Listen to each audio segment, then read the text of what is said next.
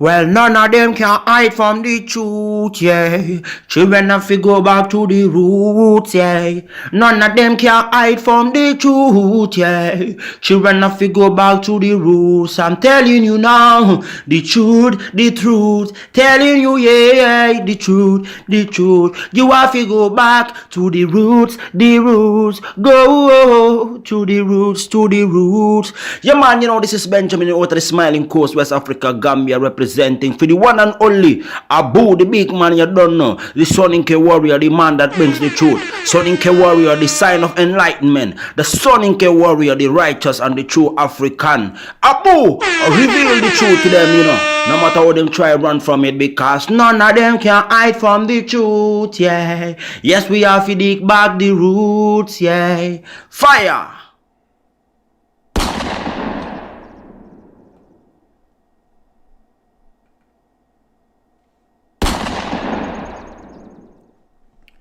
Thank you, ladies and gentlemen. Thank you for showing up at the Afridamus report. This is myself, Afridamus. Thank you for coming in. So today's topic is going to be about Gambian politics. As you guys know, lately a whole bunch of people have shown a lot of interest in going to Gambia, especially black people from America. So I think it's important for them to also understand the political standard of the Gambia and how people deal with one another. In fact, I have a classic case today with videos, pictures, which would represent how politics is done. For many in America, black America, they would be familiar to the behaviors that they would see in these videos and pictures. Because I would call it hood politics. Hood politics. Because if black people, like they say in America, if they're quote unquote allowed to organize what they would do, but now we have a place like Gambia. People say, oh, people have colonized this country. So, for hundreds of years, different European powers have fought over that little piece of land that you see today. But now, we have to ask the question, who owns that territory? Because at one point, it wasn't united. 500 years prior to the 500 years prior to the Europeans entering the slave market, that place was popular. The Senegambia region, it was the slave hub for the trans-Saharan slave trade. I'm sure most of you have heard it. But now, you have to ask yourself, why are the Africans in that region easily enslaved? Because you have to look at the mindset. You have to look at the culture. We cannot run away from that. We have to look at things for what it is. And I would give a disclaimer. Not all, but most. You look at the collectivity. I don't have to tell you how they do things. Hey, the result speaks for itself. But today, I'm going to talk about Gambian politics. And when I say Gambian politics, I'm not talking about Gambians that are living over there in the Gambia. I'm talking about Gambians right here in the United States of America, representing their various political parties. It is like a gang, how the Bloods and Crips, they represent their set. It's similar to that.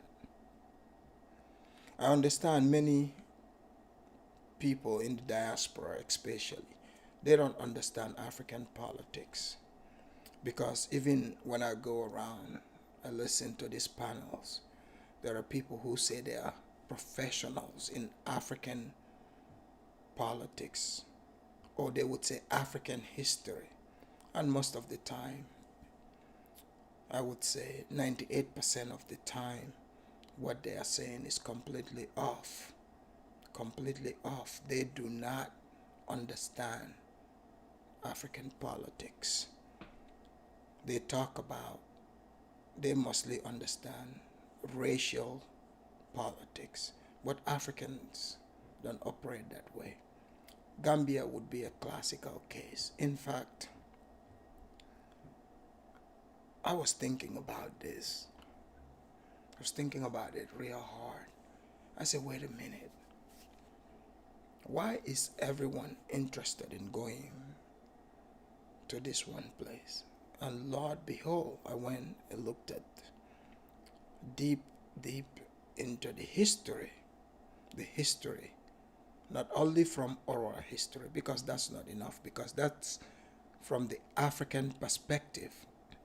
But now, you know what they say, if it's not written, it didn't happen. There's a reason why that is a phrase.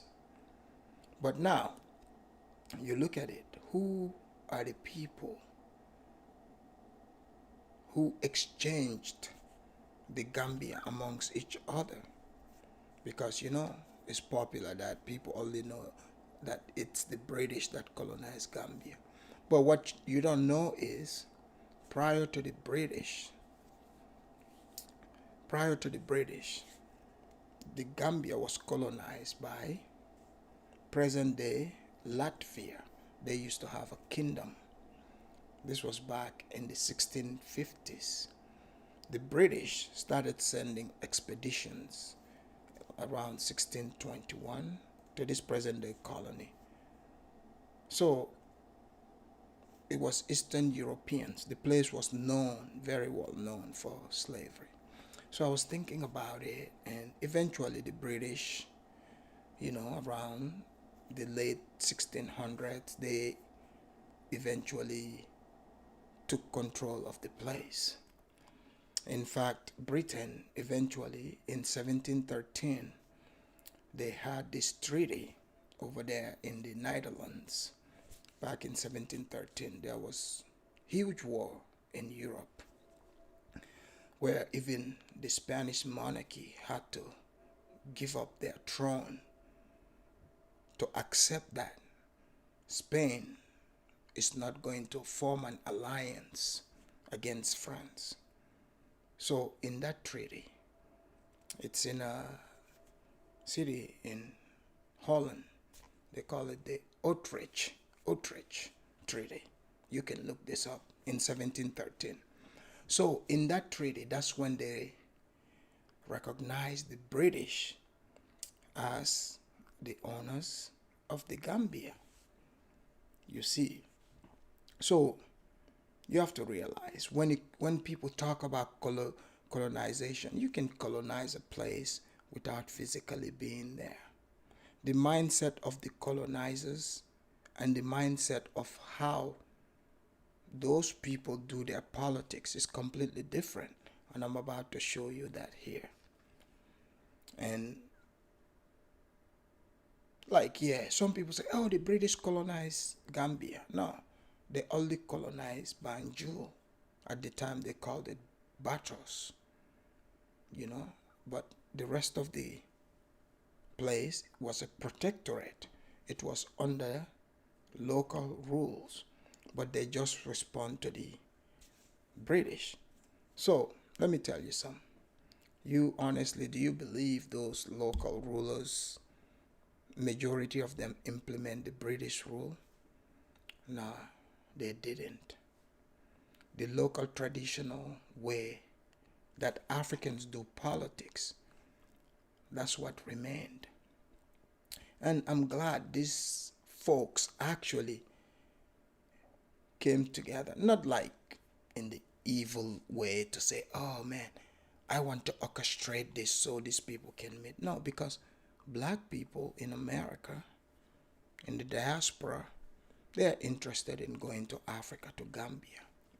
But now, when I speak, I think many misunderstand me because they're thinking with emotion. They're like, oh, this guy is against us. This guy doesn't want me to go to Africa. No, I don't care. I could care less. I have absolutely zero power to stop anyone from going to Africa. Let me make that clear. But now, you and I both, you, the black person, we're both Americans. You understand that I understand the way of thinking in America. So therefore, everything I talk about, whether you like it or not, is information that I'm giving to you. Because I had the privilege to be able to live in that society, to understand the way of thinking. I'm not talking about just superficial, the way of thinking. This is why I'm qualified to break this down. And today, this video would be so educational to many of you, because you hear these things, people dramatize them, but they cannot really break it down to you in the form that you would like to understand. But that's where I come in. And there are some of you who are second generation Africans in America or in England or in the Western world. Around this time of the year, especially if you have a Gambian parent who's politically active, they would be talking about the politics that is taking place over there. Because, in December, this coming December, is going to be the presidential election and other parliamentary, but the presidential one, you guys know, anywhere, that's always the big one. So now I notice there is, the Pan-Africanists who migrate to Gambia. They talk about the glory, quote unquote. They talk about the fantasy, but the true nature of what is happening, they don't tell you that because they don't understand it. I have looked deep, deep into this, and I hope the British are listening to this, the white people. Because I've thought about it, I think the place needs to be recolonized.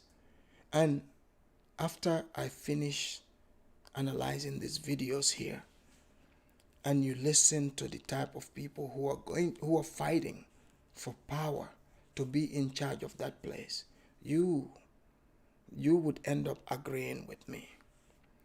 Because I have proofs, I have evidence that I can base my argument on. I can prove to you which system showed results versus the one that is not. Because you see, for me, I have no dog in this fight. I do not operate in the group mentality. I'm able to think for myself. I'm able to look at things and analyze them. Yes, you can have your opinion, but your opinion, only matters to you, to be quite frank. But now, people, I would get into the story that brought you here. Yes, the thumbnail that you saw there, that is a picture of a Gambian named Sering. He calls himself Sering Thiapathioly. He's a Gambian living in the United States in Seattle, Washington. So Sering Thiapathioly is a political activist. And, this guy, he became very well known when he put out a video, threatening, Donald Trump. In fact, he put out a video. He had a knife talking about how he was going to circumcise Donald Trump. But I guess eventually he got visited by the Secret Service. He made videos about that. and put it out. But the thing is, I didn't bring those videos today because I have just, a handful of hours to do this. So I can play all of those. But I want to focus on, what is much, much relevant to the topic here. But this Sering Thiapathioly, I'm going to play the videos eventually. He's very politically active. So he used to be part of the political group called UDP. So when Yahya Jammeh, the former president of the Gambia, was in power, the UDP was the formidable force, the formidable party that was going against him. And most of their people were jailed. And this Sering Thiapathioly used to be part of that political party. So their leader is called Ousainou Darboe. He's a lawyer. So he's been fighting since 1996. So according to Sering Thiapathioly, in fact, he went to the Gambia. When he went to the Gambia, they have a show over there. They call the show Tonya Keso. That is in Mandinka saying. They said they keep it real.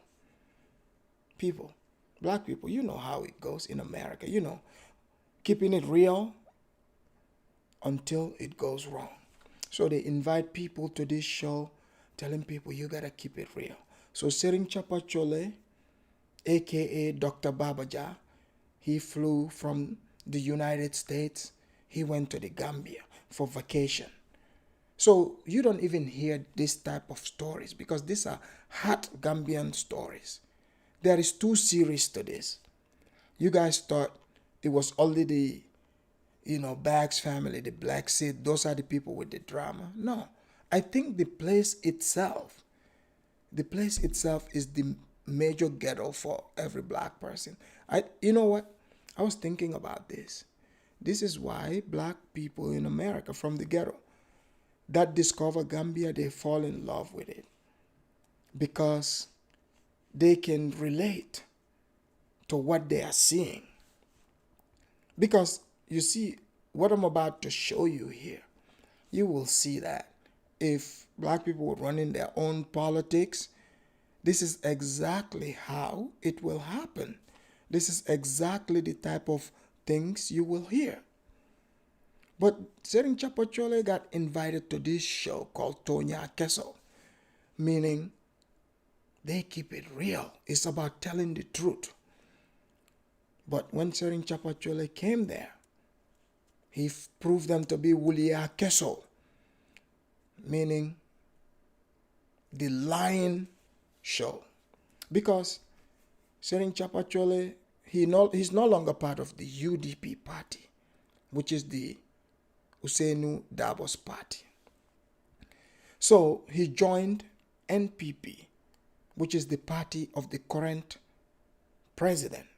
Mind you, the current president, he used to be part of UDP, which is, this leader, lawyer Ousainou Darboe, he is in charge of it.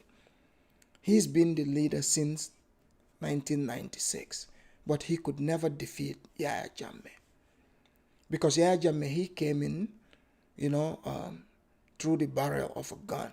He was a young soldier, and the president that was there, President Jawara, Yahya Jammeh feel like, and many Gambian people feel like these people are not doing well for the country. They are not doing things in the interest of the country.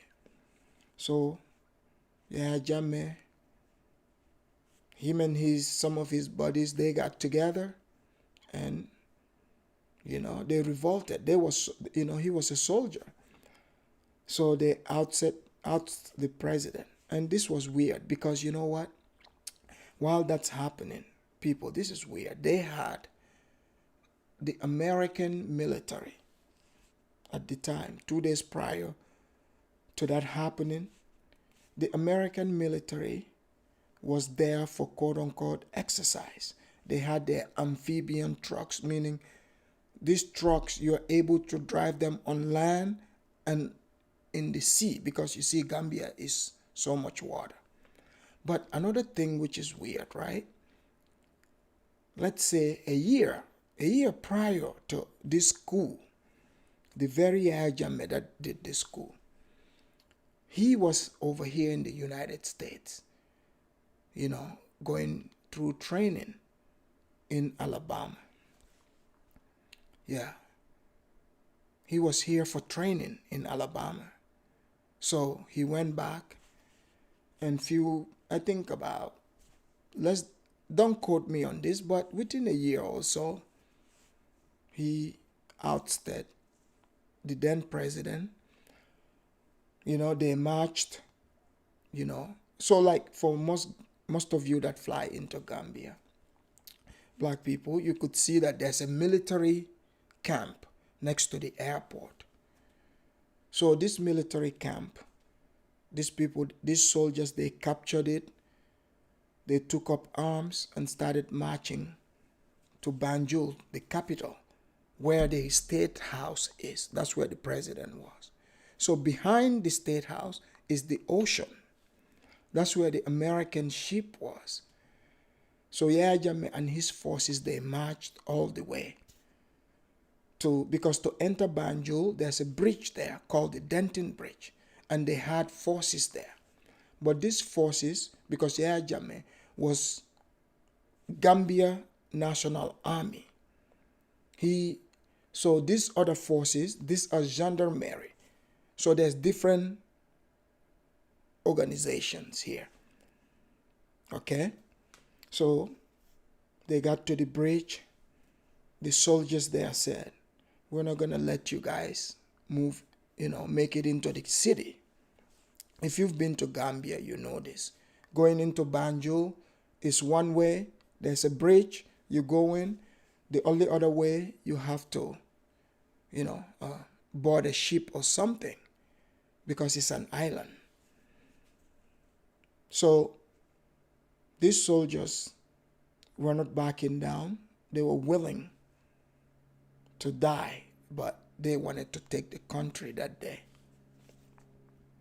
Long story short, the president and his family and entourage, they ran because they communicated. They're like, look, man, these people are really coming, and they are not playing. So the president, he didn't want to take the chance, because you see what most people don't understand. In the 90s, mind you, in the 90s, there was so much coups in West Africa, especially, because mind you, that's when, the colonialists, when they left, they had the first African presidents in these countries. And many of these became abusive. So the soldiers were just taking them out. And for some of them, it didn't turn out good, because we all know in Liberia, Samuel Doe, when he was the president, when they got hold of him, look, people, it was gruesome. They recorded how they killed him. They mutilated him step by step. But Samuel Doe himself came to power through a coup. So the person that he ousted was Talbot. Talbot is an Americo-Liberian, because Liberia, the people there, the people who were ruling, are Black Americans. They are descended from Black Americans that moved to Liberia. So for many, many years, they were the ones in power. So the power just keeps shifting. It was in the native Africans. But Samuel Doe is a native African. I believe he's from the Va tribe. But this Talbot family, the Americo-Liberian family, I believe they adopted him. They loved him. But when you oppress a group of people for a while, They can pretend to be nice, but they harbor that in their heart. So Samuel Doe joined the military. He became a sergeant and eventually launched his coup. He succeeded. He lined up everybody in the Talbot family on the beach in Monrovia and shot all of them. He killed every single one of them. You see? So that's brought an end to the American blacks' descendants from power. That took them down, and the country descended into chaos, as you guys know. But now, this is what politics is around Africa, and Gambia is no exception. But one thing with Gambia, I will tell you, Gambians, they really know how to do the dirty politics without you actually seeing it, unless you're part of it. You have to grow up there and understand. Or somebody that grew up there explain to you. Because it's a messy, messy situation. Because you look at it right now. Thiapathioly used to be part of UDP. And he knows a lot about UDP. He knows lots of secrets. Yes, African politics is deep, is filled with secrets. In this politics, there's a lot of fight. I'm talking about spiritual warfare, sacrificing animals, human beings. Yes. So some of the things that white people say is not racist. This is true. I have witnessed this. But you know, Thiapathioly was part of this group called UDP, run by the lawyer named Lawyer Dabo. So he knew all the secrets. So now he's no longer part of the party. He lives in America. He adopted the American way of thinking. He's adopted the freedom of speech in the American way. Because in Gambia, you cannot speak the truth.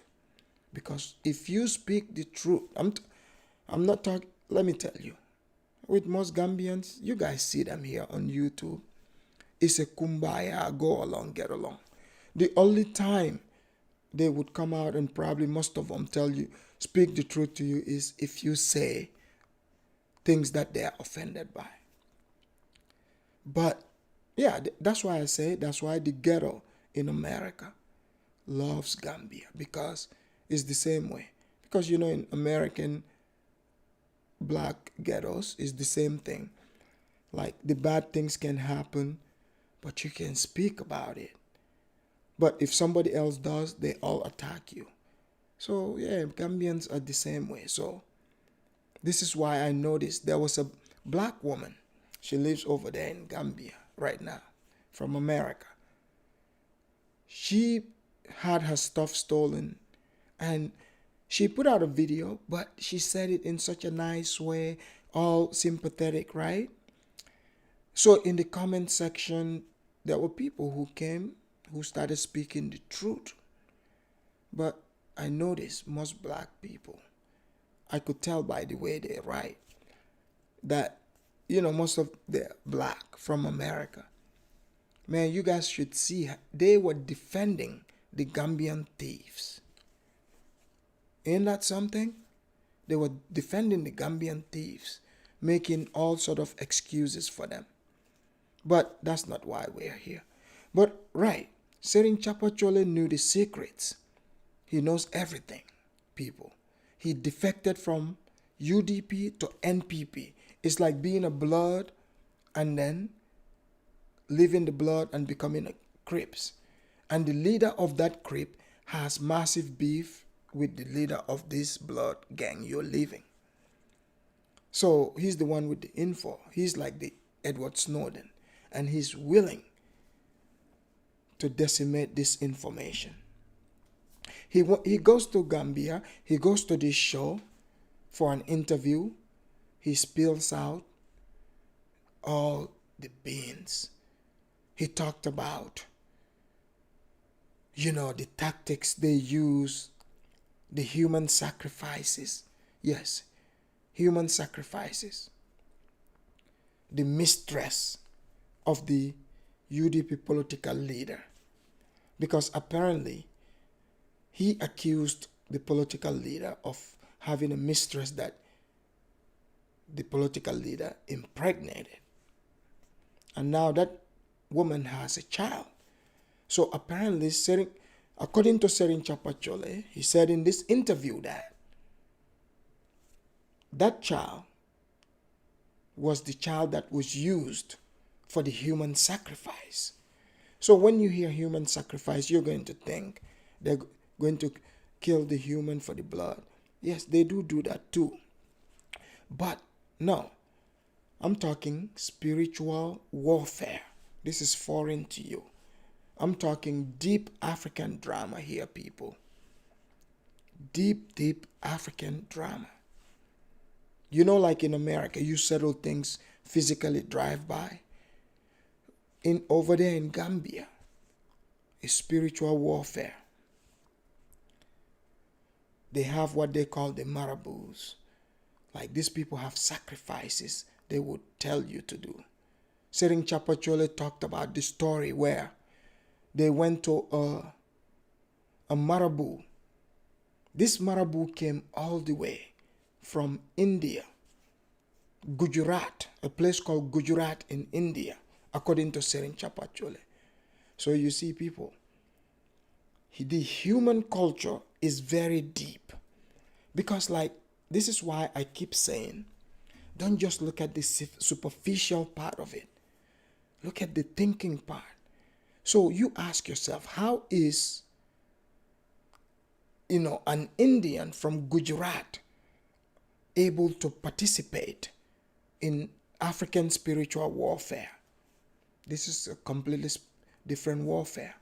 But according to Thiapathioly, this Indian spiritual healer, the recommendation that he gave to this lawyer who is seeking leadership to become president,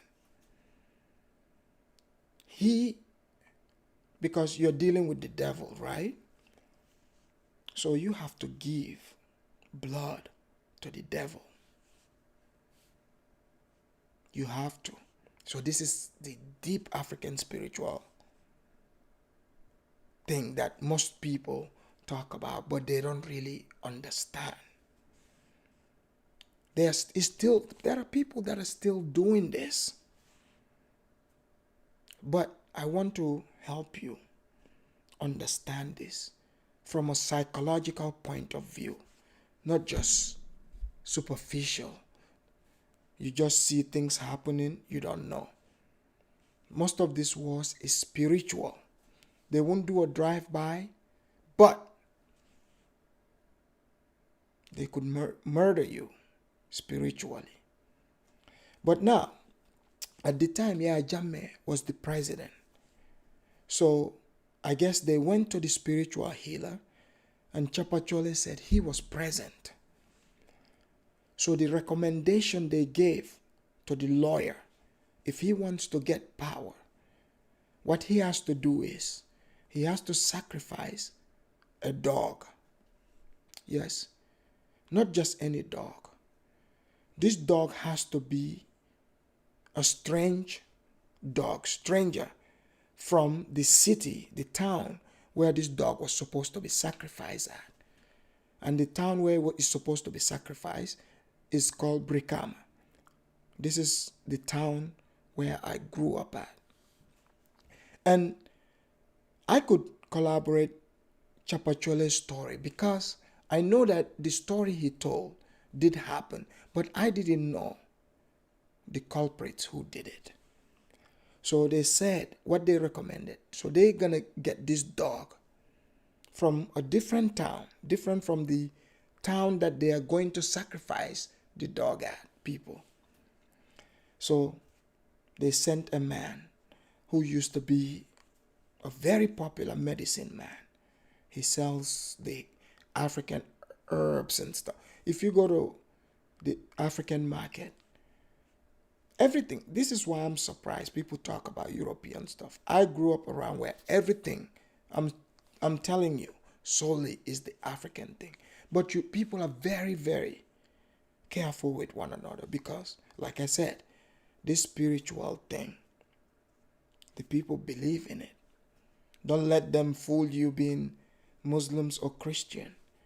Majority of your average Gambian, they believe in this spiritual warfare. And if you engage them in war, they would eventually, not eventually, they would turn to the spiritual part of it. So, the spiritual healer said to them, right? You go get this dog, so that the medicine man, he goes to a town next door called Basori. So now this dog is a stranger, right?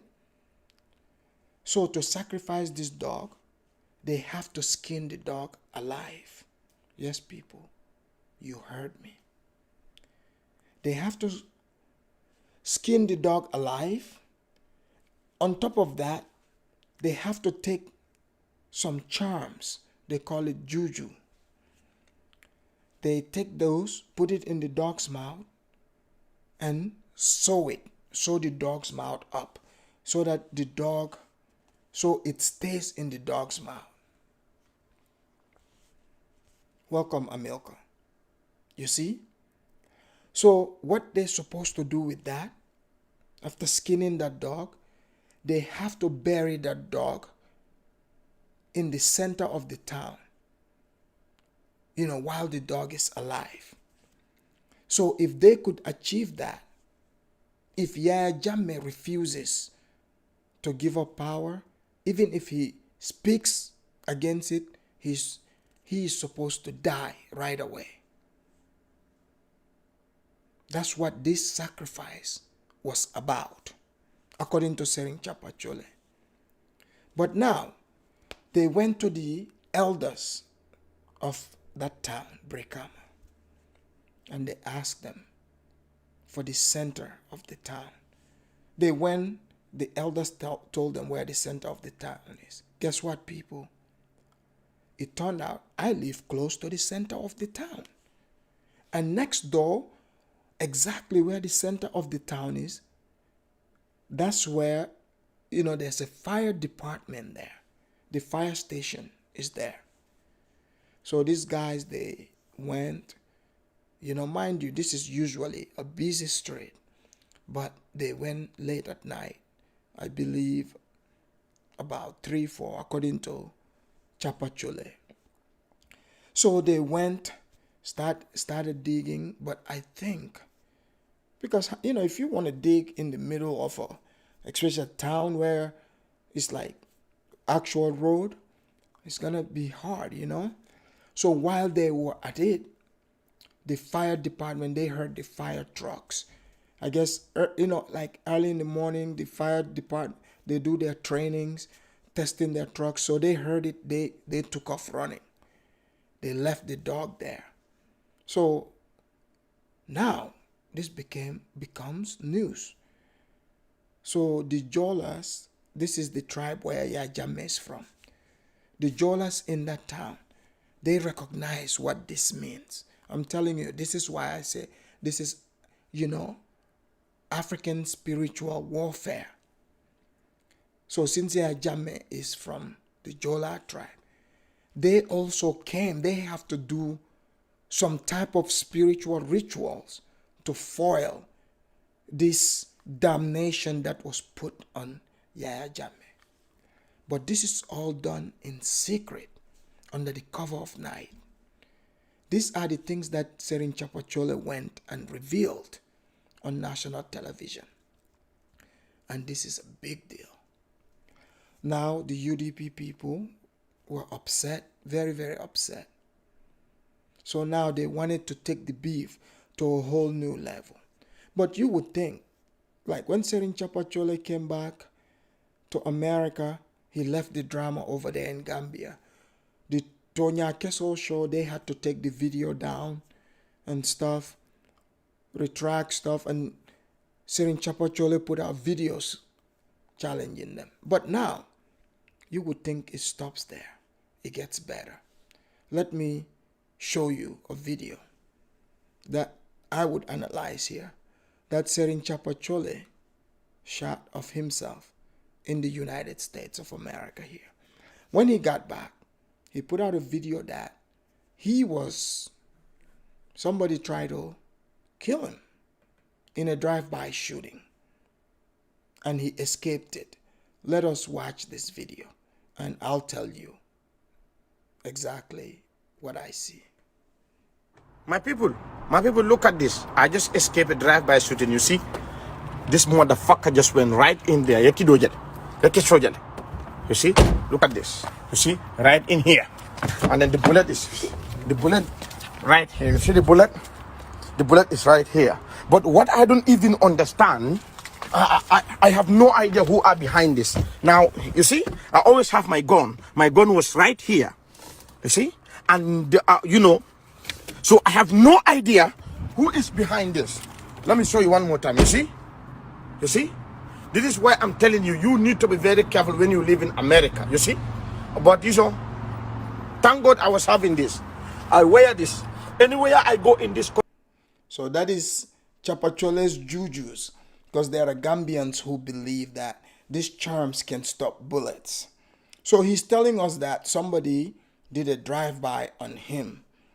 But he said he carries his gun. As you can see here, Thiapathioly is an armed, security guard. But he's showing us his bulletproof charms. Now, I hope you guys are following. But he showed us the bullet, right? I'm going to analyze that part too. I wear this. I am not a papaya. You see? You need to be very careful. Thank God today I made it. They just shoot my car. I am still shaking. God. So people, you saw that, right? So this video created a controversy because now Serin Thiapathioly he said all these things. He came back to America, and clearly it looks like he staged his own drive-by. And the other Gambians who support the party, the UDP, were not happy about this. So there's a guy called Pada PJ. I have his picture here. This fella, you guys see him? Yes, this is also, you guys are surprised by the ratchetness, right? But yeah, trust me, that's how they roll. You see right there, just showing it like it. So here's Thiapathioly himself. This is Pada PJ. I just want to give you guys context of it. This is, ratchet Gambian chick. I don't know which one that is. But yeah, you guys now understand the ratchet city. So, boom, right there. These are the guys. I showed you the pictures so that you guys can follow the tale that is unfolding here. So you can put a face to the picture. So Serin Thiapathioly said they did a drive-by on his car. So the guy that I just showed you, Pada PJ, he's a staunch supporter. In fact, I believe he's a spokesman for the UDP in the American diaspora, to be specific, in Seattle, Washington. In Seattle, Washington, there's a lot of Gambians there, and they have the Gambian Association. So the Gambian Association, they gather every now and again at a park somewhere. They would throw barbecues and hang out. So now, when Serin Thiapathioly did this, he created bad blood. But the PJ, when he used that as an opportunity, he went to the cops and reported that oh, I'm concerned about a fellow Gambian who was involved in a drive-by, because Brother PJ can see that it's not a real drive-by. You know it's not. This is why I brought you actual bullets, because the gun he shows is a 9 millimeter. See this? This is a 9 millimeter bullet. So this is how he was holding it. So when you fire the shot, this part here is the shell casing. So how you, in a drive-by, I don't know any drive-by shooting where they only would shoot one magical bullet, you know. But, long story short, we all know he went and bought one of the, those spray can, the bullet spray, sprayed it on his car, and he staged his own drive-by just to agitate his political opponents, to make them look stupid. You see? So now, let me show you. When the Gambians gathered at a party in Seattle, they have these parties. And these parties ended up in attack, apparently. And I'm going to show you pictures, because I'll tell you, because they have the Gambian journalists there, quote unquote, and these people are petty. Like, they would capture step-by-step things. So the man that you just saw in that video that said they attempted the drive-by on him, he went to this party. So when he got to this party, he got attacked, and he called the cops. And here are those pictures. This journalist took step-by-step photos, because they want to, paint Thiapathioly as a snitch for calling the cops. I know exactly what they are doing with him. So I'll start the exhibit here.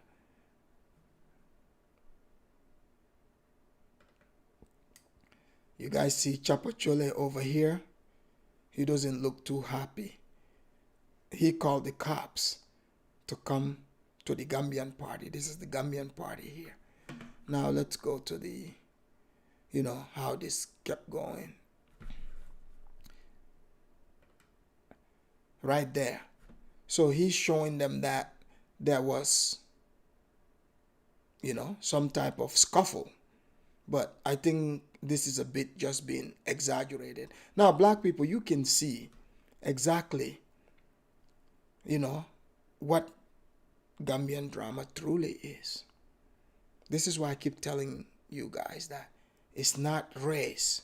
You are seeing exactly this people's beef has absolutely nothing to do with race. It's African drama. Somebody revealing somebody else's secret. In fact, after I finish showing you the exhibits of when Thiapathioly called the cops, I would play a video, because Thiapathioly gave his side of the story, and I would analyze that for you here. So you see that, right? Now let's see. So guys, look at how they painted Thiapathioly. I'm telling you, Gambian people are petty. So here they're painting him as a snitch. They made sure they caught him in the action, pointing to the cops where these people are.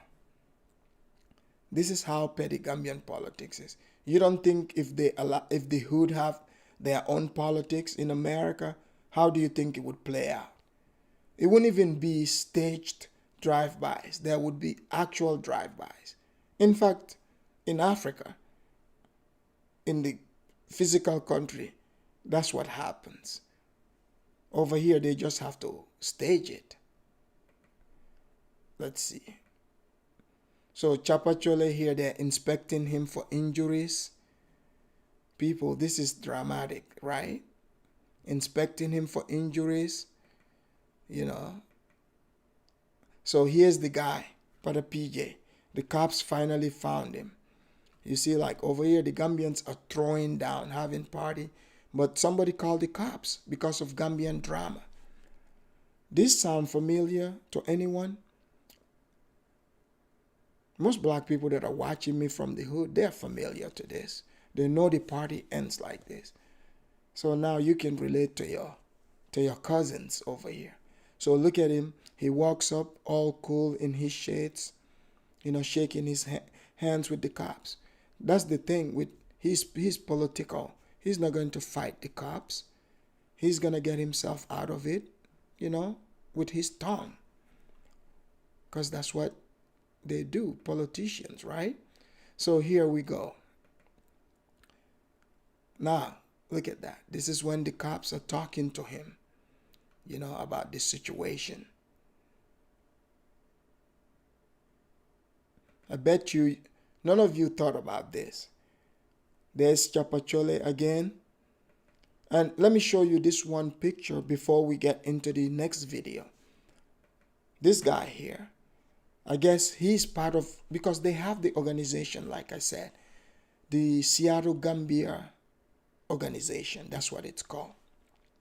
So they have presidents and all. So these people are part of the organization. So now, after this incident, Sering Thiapathioly went and made a video to respond to everything. So in this video, he speaks in mostly in English, but he would talk in Wolof and Mandinka, and I'll be sure to translate all that part to you. Okay? Let's hear this so that you understand the Gambian political drama, not just from the diaspora perspective, because all this is unfolding in America, by the way. It's all unfolding in America. This is so normal, like in Gambia, trust me. I know some people are going to pretend to be nice. When it's political season, man, people get their asses beat, okay? If you go to a town that are opposed to that political party, you would be met with rocks. So this is why, when I'm telling people these things, some people get offended by it. But I don't care about people getting offended. Like, you can take it or leave it, but it's right there in front of you.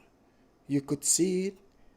Now, what you do with it is up to you. So, I'm not adding opinions to this. These are facts that I'm showing you. These are videos. You've seen the video. The people gathered at the park. They want to have, peace, unity, right? You know how the Pan-Africanists say unity. Yeah, the Africans, they say that too. But no one ever talks about what they are going to be united on. You look at it, why would you want to leave your home, go to a park in America to fight over African political drama? So for those of you that are second generation African, yeah, sometimes you see your parent, you think, oh man, I don't know what they're up to. They're into this mumbo jumbo African stuff. Nah, it's not mumbo jumbo. These people are engaged in political warfare from all angles. Yeah, when you see them go to the park, the beefs, yeah, this is where the beefs are settled. Because you have to realize, people go to Gambia, they make interviews, people make videos, and they say stuff. And sometimes this rubs people the wrong way. And they fabricate things to attack you. But now, let us get into Thiapathioly's response, and I would analyze the video. So, no doubt in my mind, people can relax. All the people, the Gambians that thought Thiapathioly was it was an actual drive-by, you could be sure it wasn't a real drive-by. He painted his car, but it looks like he's doubling down. He's trying to say it's real. I don't know if he did it so he can taint the image of the UDP followers here, in America, to say they probably pulled that drive-by on him. So let us hear what he has to say about all this, because he put out a new video, and this video is very interesting. He would continue on even revealing much more secrets. I'm telling you, this is some wild stuff. I bet you most of you probably don't even know this is happening. This is scandalous. Think about it. Politics, you know, mistresses involved, mistress getting, I mean, not me telling this story, but I'm just telling you what people are attacking each other on. The mistress apparently getting impregnated by a political leader, and the child being given up to the evil spirit as sacrifice. Because sometimes it's blood, but apparently if it makes the child autistic. I don't believe in these things, this spiritual stuff and all that, but I'm just telling you there are a majority, what the majority believe in. And some people were pretending, oh, I can't believe Thiapathioly is saying this. This is disgusting. We don't do that. We are Gambians. We're better than this. Oh, really? Are we? I mean, maybe, yeah. See, I don't get offended by it, because guess what? I don't engage in this. In fact, I like breaking the stories down, because you see, this is the great thing about the internet. This is the great thing about the internet. You see, people, before we get into the video here, we cannot do this show without playing the show's actual national anthem, which represents the Church of Pan-Africanism. So before we get into the video, kick back and listen to the anthem of this show here.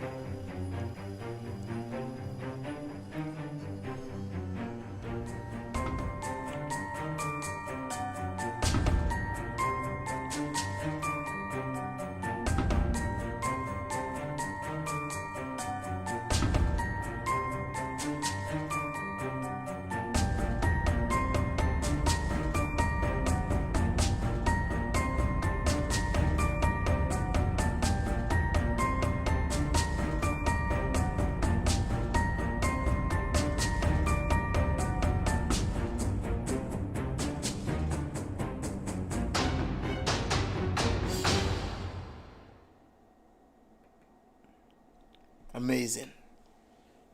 That was beautiful. I know some of you are saying, oh, why is Juliet still up there? Now, you guys understand. I think Juliet is truly qualified to be Gambian, because this week she has a beef too with the bags. And, I was doing a lot of thinking. And I know I even heard the Negropean, the unapologetic Negropean say, oh, Afridamus doesn't want black people to move to Gambia or Africa. No. I think he misunderstood. He's misunderstanding me. By all means, I want black people to, do whatever black people want to do. But they have to also understand, the environment they're moving into, what they're getting themselves into. Like, I'm not here to convince or deter anyone from doing what you're all about. But now, think about it for a minute. Why would I go out of my way, waste my minutes, my time,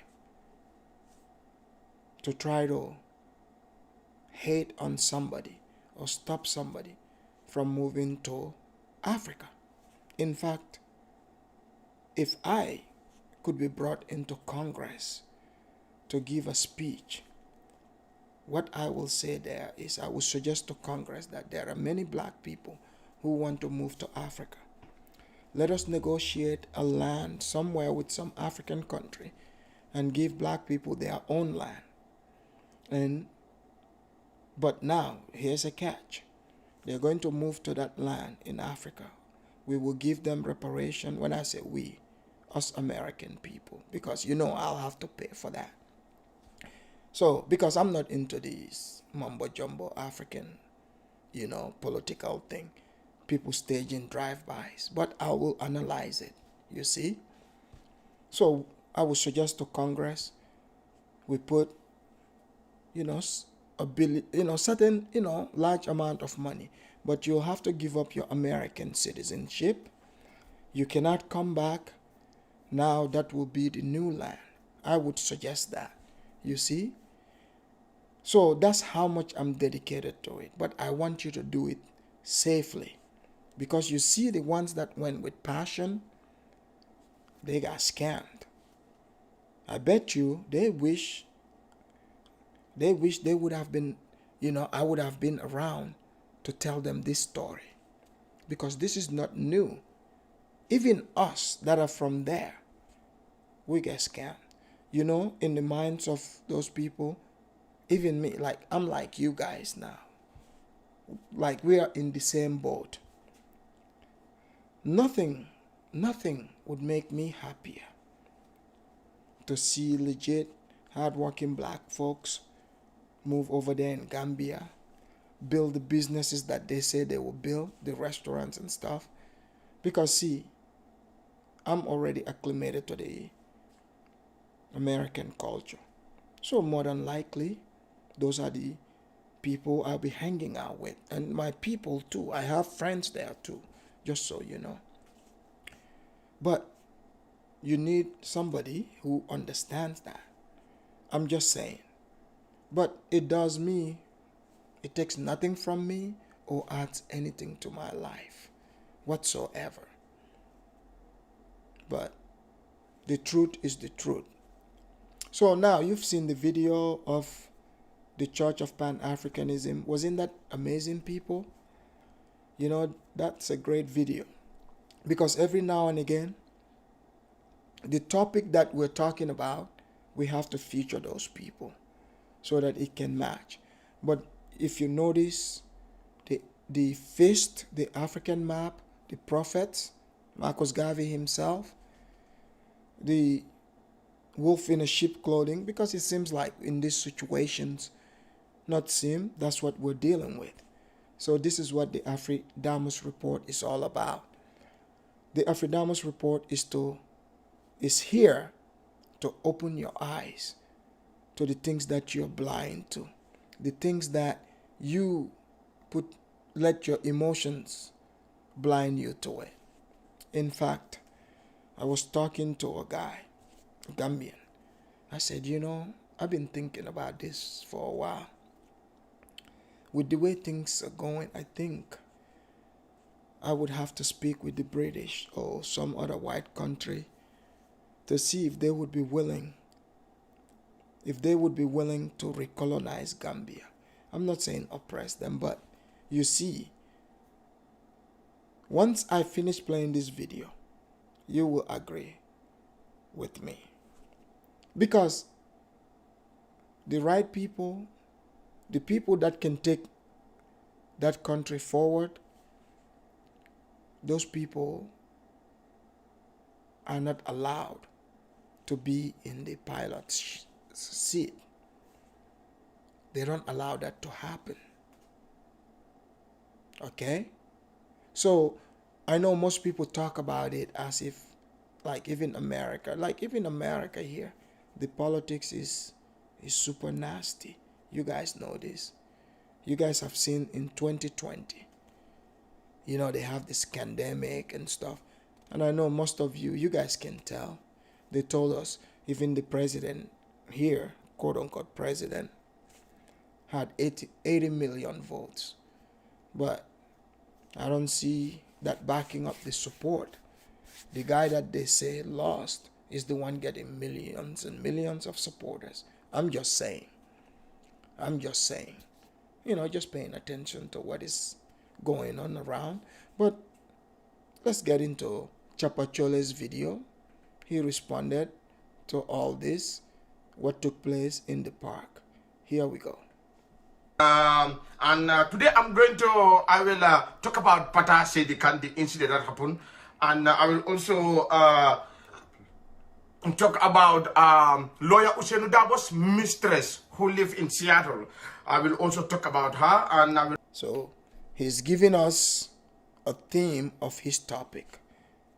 This is how dirty the politics get, okay? So, Sering Thiapathioly, you have to realize he is using American tactics in Gambian politics. Because in Gambia, they just say, oh, this person is an elder, blah, blah, blah. Don't do that. But Sering Thiapathioly lives in America. He has the American mentality. It's like, it's my freedom of speech. I'm going to say what I want to say. Gambians are not used to this type of politics because these are fighting words. In fact, I think I should take that back. No, the politics does get dirty, but it is what it is. So he's going to talk about the mistress. He's going to talk about him. He's going to drag him in the gutter, people. I'm talking about drag him out of the gutter, put him in the washing machine, rinse him, put him back in the gutter. It's nasty, y'all. It's nasty. Also talk about lawyer Usenu Dabo. I will also address the Seattle Gambia Association in Seattle here. I will also talk about them today on my show. And I will also talk about the so-called CEO of Gambia Talent. He's an asshole. He's an asshole, and I will also today talk about him. And then one Demba Balde. So you guys remember the picture I showed you? The guy in the white t-shirt with the lady? That's who Demba Balde is. So that's why I showed you those pictures, so you can follow the story.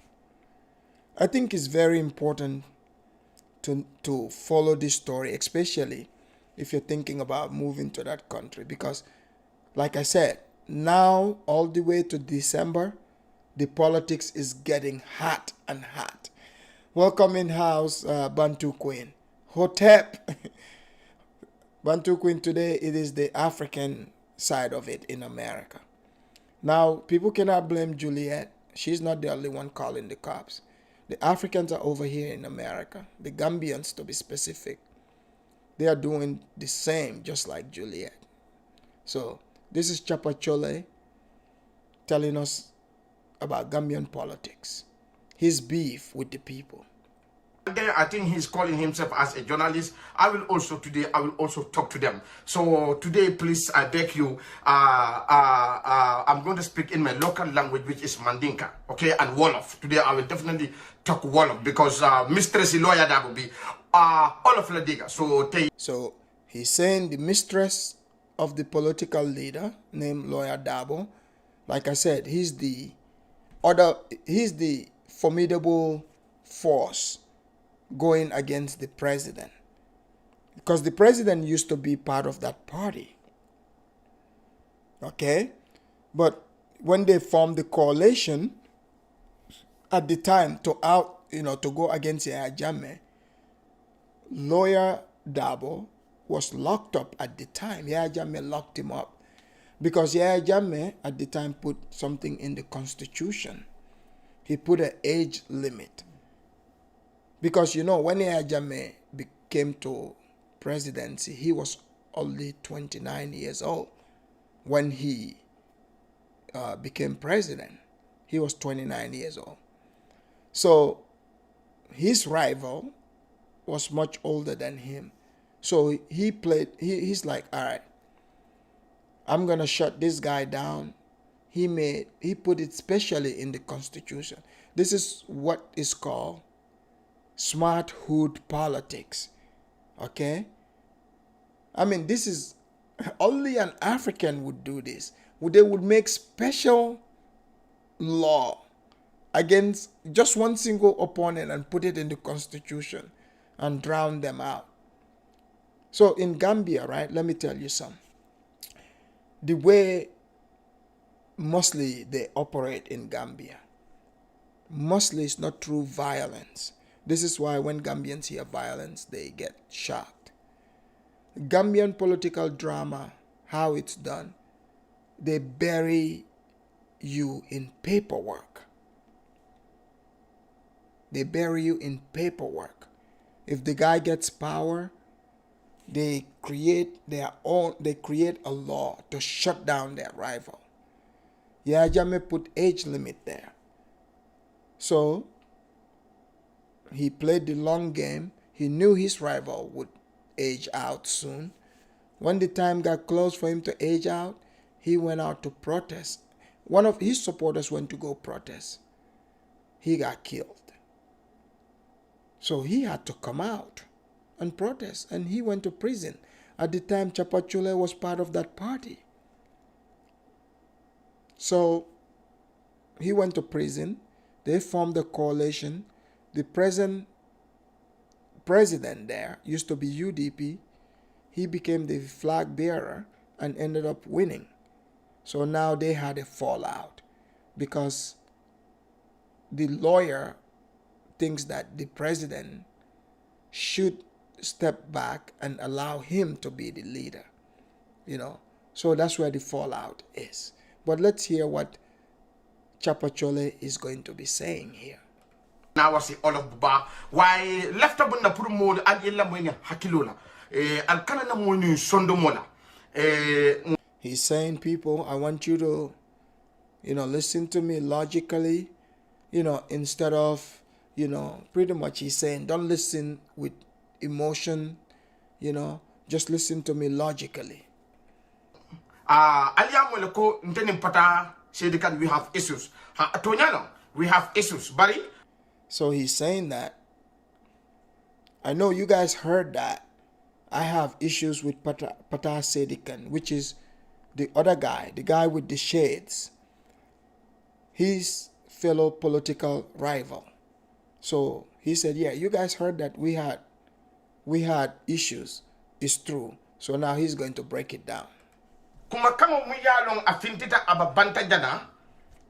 Aliso domandi nga start ni well, let me just pull out all my opposition party muya lonko iba violent takan ka celebrate. So what he's saying here, he's already setting up his story. So you know how when somebody is about to tell a story about their opponent, first they started out by setting it up. They don't use the name. He said, we're going to talk about a political party that celebrates violence. So he's letting you know he's going to be talking about a political party that celebrates violence, and then he would go into the story. And for many black people that are watching me, this story would sound very familiar to you.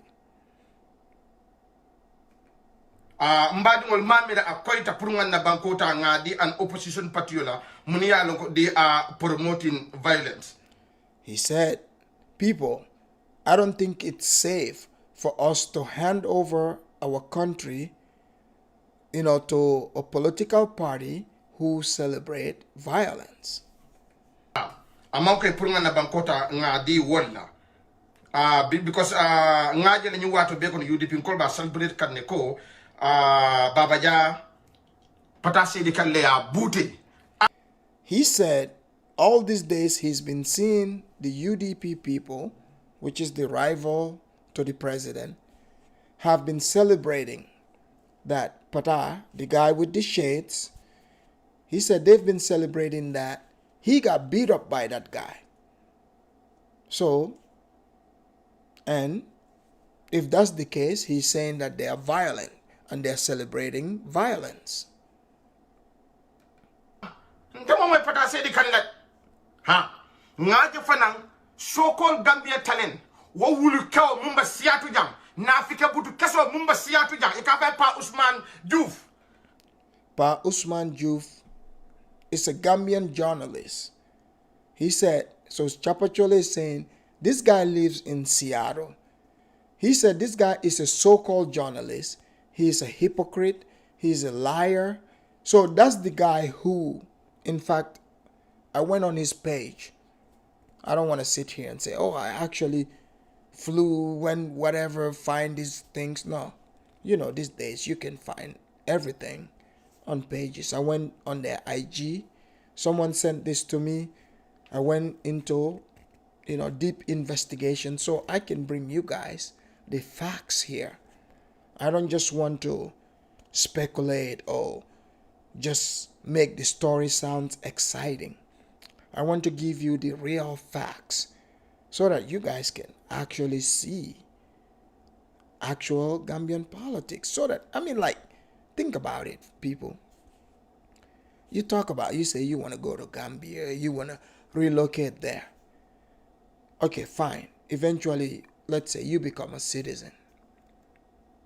You become very well known in your community. Whatsoever, you get along with the people. And you're interested in political office or your kid, right? But now, you have to understand how the politics work. Because you're going to go against people like Thiapathioly here. He doesn't only understand the African politics. He also understands the American politics. So this is where you also have to come in and know the ins and out of what is happening. Let's see, Bantu Queen said, is that authentic Louis Vuitton?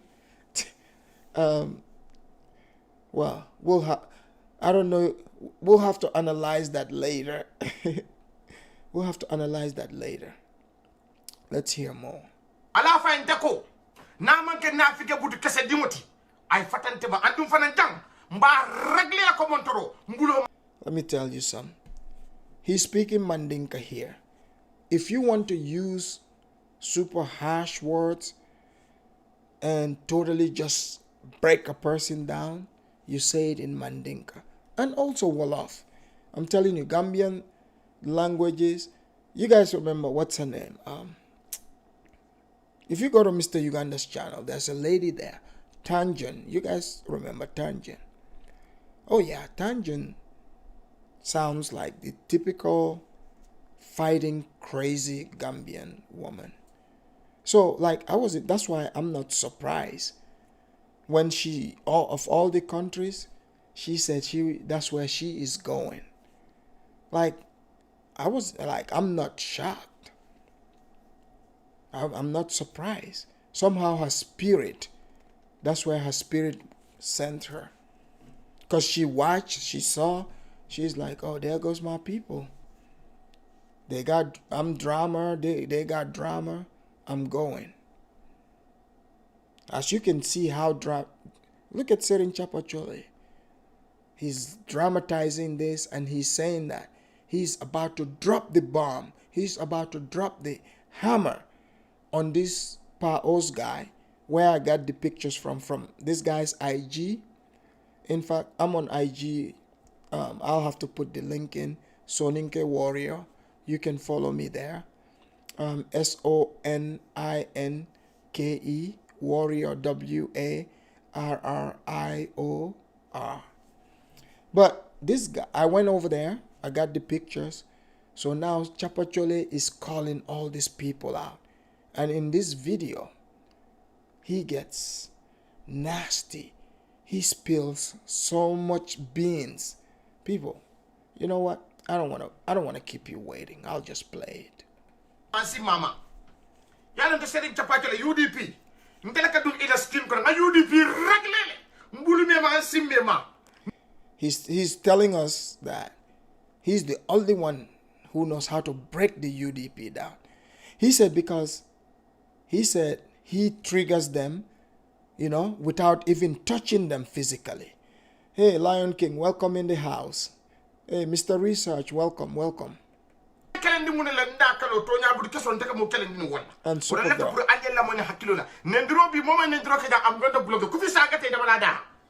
So he's telling his viewers that anyone that insults him, he's gonna block you, he's gonna kick you away. Because as you guys can tell, his channel gets pretty heated because that political party have lots of followers. I'm talking in the diaspora too. So he used to be one of them. Imagine you were in the gang and you left the gang, you went to the rival gang. And you got all the secrets, you were with the leader. Think about that. So they all come for his head. So he's giving them warning that he would kick them out. I am in control. He's telling you guys to get your popcorns, kick back and listen.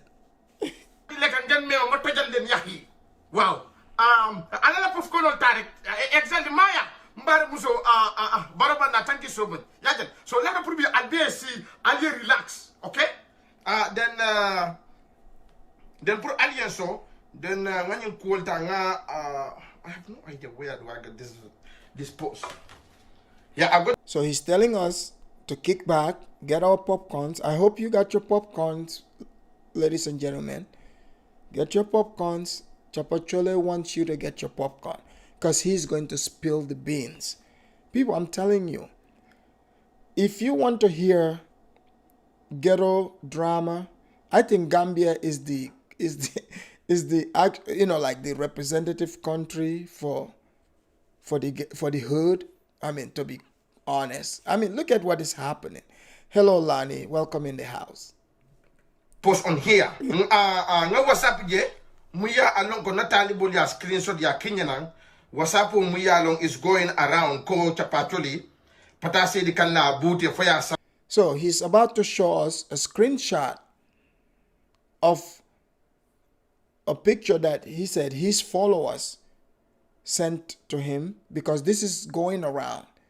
And this screenshot is showing that this particular guy he gave Thiapathioly a beat down. So he's about to tell us what is happening. L'hôpital noto. Alinsa demanding, okay, yajele WhatsApp nying nkana muntandala abota nyi WhatsApp group ole. So he said the WhatsApp he's about to show us is from a group. Apparently they have a group, WhatsApp groups where, they roast people there. I mean, I'm telling you, like when it comes to Gambian people, look, in these groups, they don't only roast you, they roast your mama, your daddy. Man, these people go deep. I'm talking about deep roast session. Okay? Deep roast session. So that's what he's about to tell us. Manding Empire for Manding Nyadi. Manding Network. Manding. So the name of the WhatsApp group is Manding Network. Network la WhatsApp group. This is WhatsApp bi nyomnyoneka diko nyomnyoneka diko partase. Setan. You guys see how vicious Gambian wars get online? So they're distributing this picture. You guys remember I showed you the picture of where they are painting Thiapathioly as a snitch. So this is why Thiapathioly is saying that, that journalist on Instagram is a liar, he's a hypocrite. Because he's the one that took all those pictures from the time Thiapathioly called the cops to pointing the finger, because that journalist is against Thiapathioly. But I know why he took that picture, to spread that, because so that to tell other Gambians indirectly that Thiapathioly is a snitch, calling the cops. So yes, just like amongst black people in the in the hood, when they call the police, and they shun the person that called the police. Yeah, the Gambians, they are the same exact way. I think it's in the blood or something. Ngani patala ko ambulance manaji. Alim batude yo. Sign video mu yalong ikafako patay baba ja butel baba ja badar lopitano. Video nyimpel. Now, Lonnie, Gambia is not quiet. You're seeing it. So what Thiapathioly is showing us, they made a picture. Look, you can see. They said he got beat up by Pata PJ in America. Because think about it, people in Gambia or other countries, they're not getting the real information. So this is now propaganda. So they are spreading the rumor that Pata PJ beat up Serin Thiapathioly so bad, the ambulance had to come pick him up. So that's the picture of the ambulance, and they're showing this picture saying, this is Thiapathioly hospitalized. He got beat up bad. Now he's in the hospital. So he's debunking that.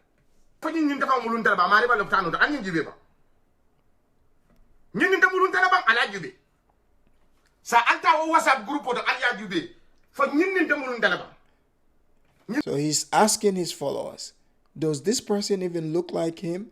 Oh, Bantu Quincy, how dare he call the police on a fellow melanated person?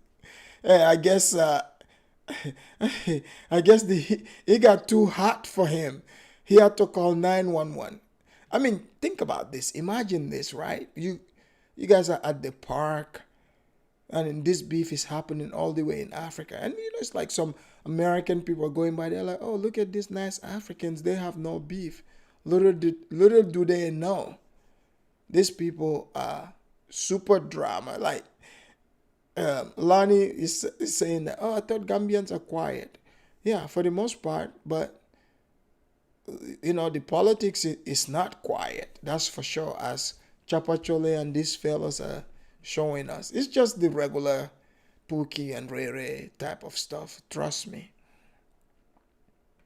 I don't even know who is this person. I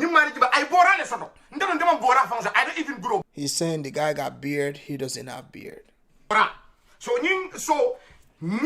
video ani ambulance so you ta ya attack nyobala ya dundi ila manding network iko kunum patay baba ja butele ya sambal loptano ima ambulance so you wasa polta ya dundi iba janjan dikam bari ma way patala de.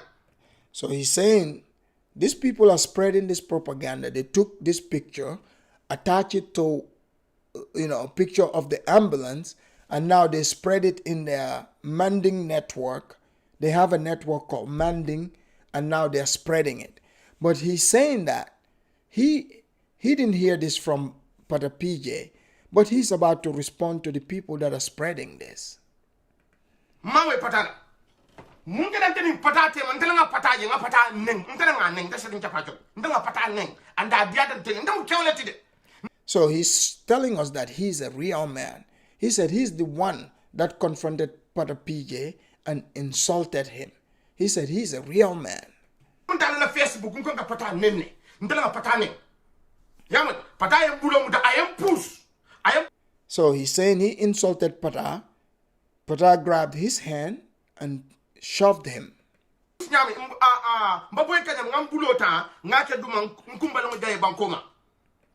Now everything makes sense in that picture. He said Pata PJ shoved him. He fell down.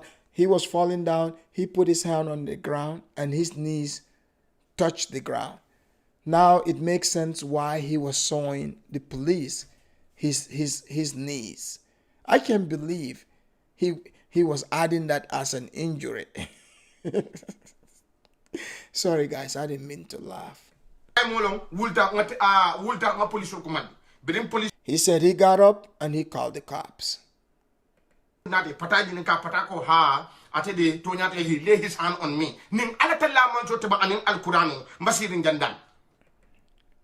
He's swearing on the Quran that Pata PJ, confessed to the cops that he, in fact, did touch Serin Thiapathioly here that we're seeing. Tumando na ya nyinga, if he's honest, he's going to tell you the same thing. Yajan, go police I am assault le, so say I want the prestigious. Police do nyinga video ndimo muyala abambulu. Then he's going to lay his hand on me. I got that video. I was videoizing. That is what I took. So he's telling us he captured this all on video, you know, and the guy admitted to it to the cops, and he has his evidence. He called the cops, and he wants to press assault charges on the guy for touching him, for pushing him to the ground. This is some real drama. Doesn't this sound even more dramatic than what is going on between Blackseed and the Bag family? Because they didn't stage drive-by shootings or meeting at a party and fighting one another. You know, they are fighting over packages. These people are ready to, you know, clip one another.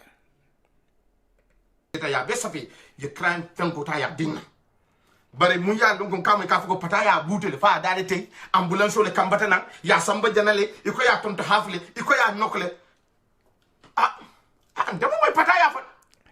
So in the Gambia, when you fight with somebody, there are certain things you do to somebody, you know, no one wants that done to them, you know, which is the person, you know, breaks your face, your mouth. So he's saying that the people are saying that's what happened to him, but that's not true. He said he didn't hear that from Pata PJ.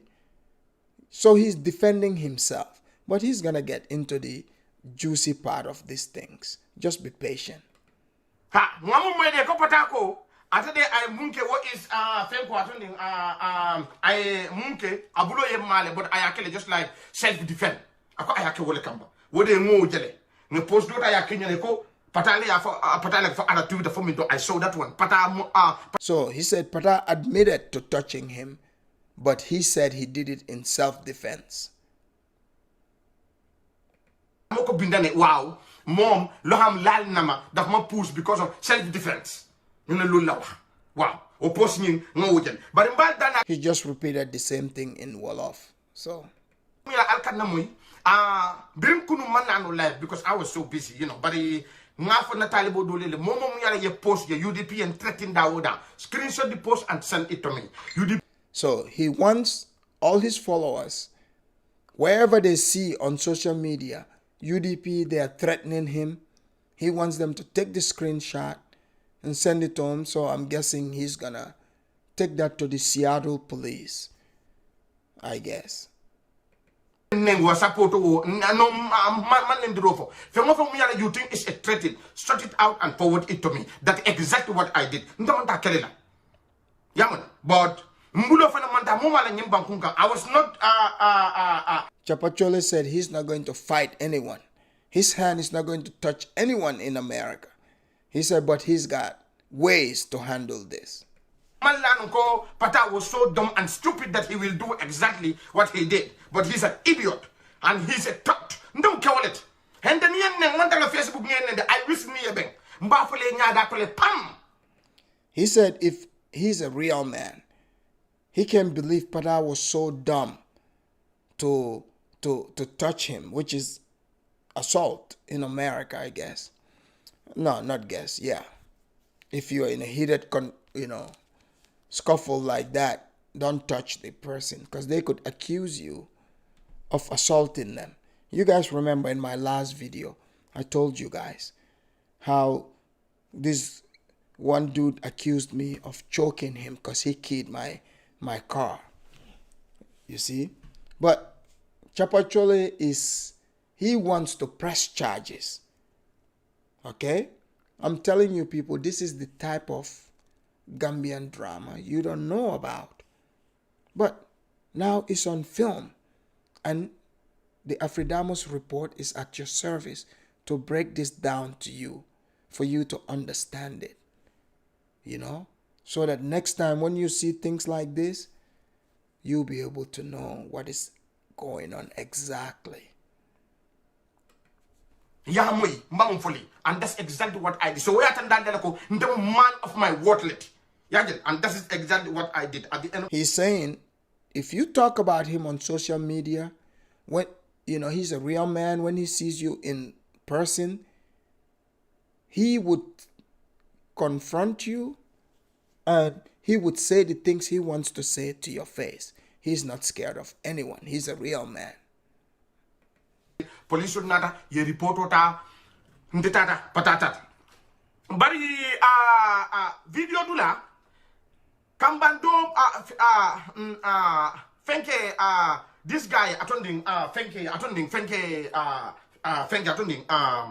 Samba Balde or Demba Balde was video racing. Demba Balde ko. This is Demba Balde. He's talking about Demba Balde. This man.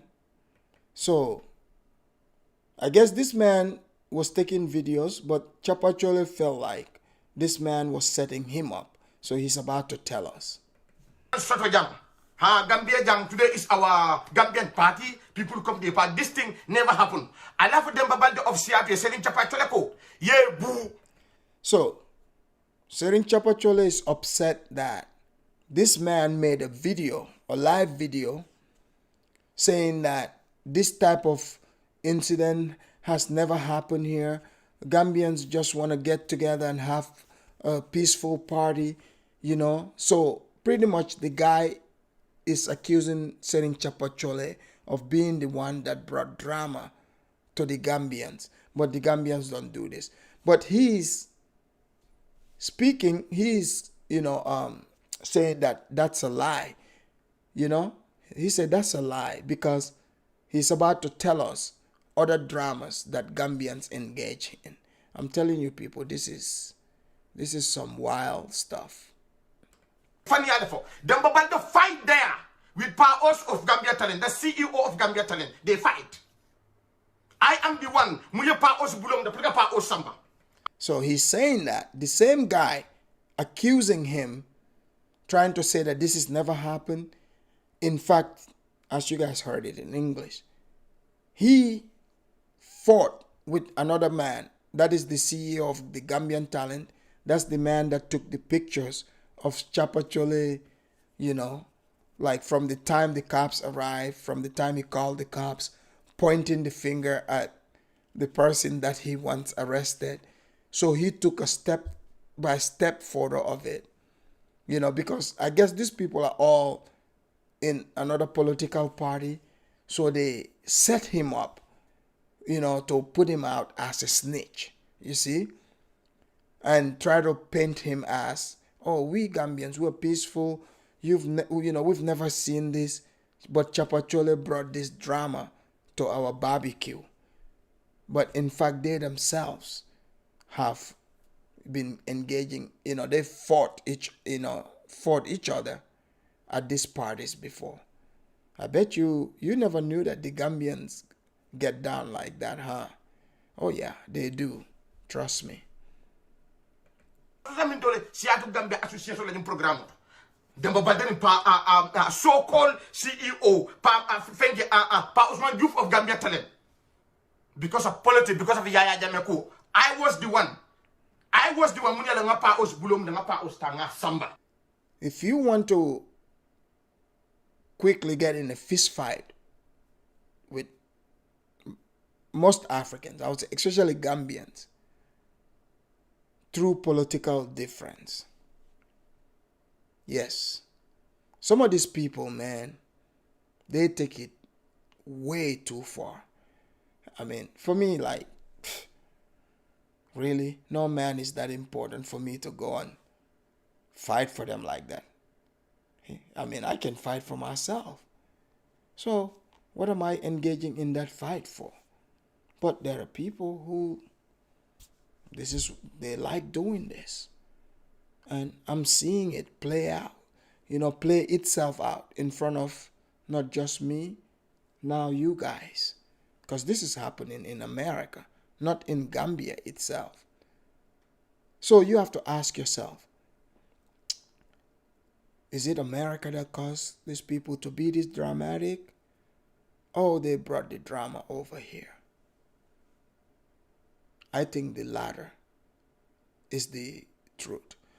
See, I understand how, like, you've got people who say, oh, we want to go back to Africa. You know, they got their stuff together like black people in America.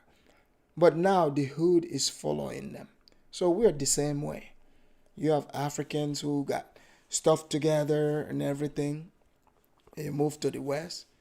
Yeah, the hood also from there follows us too. You know, it's not like now you're seeing it.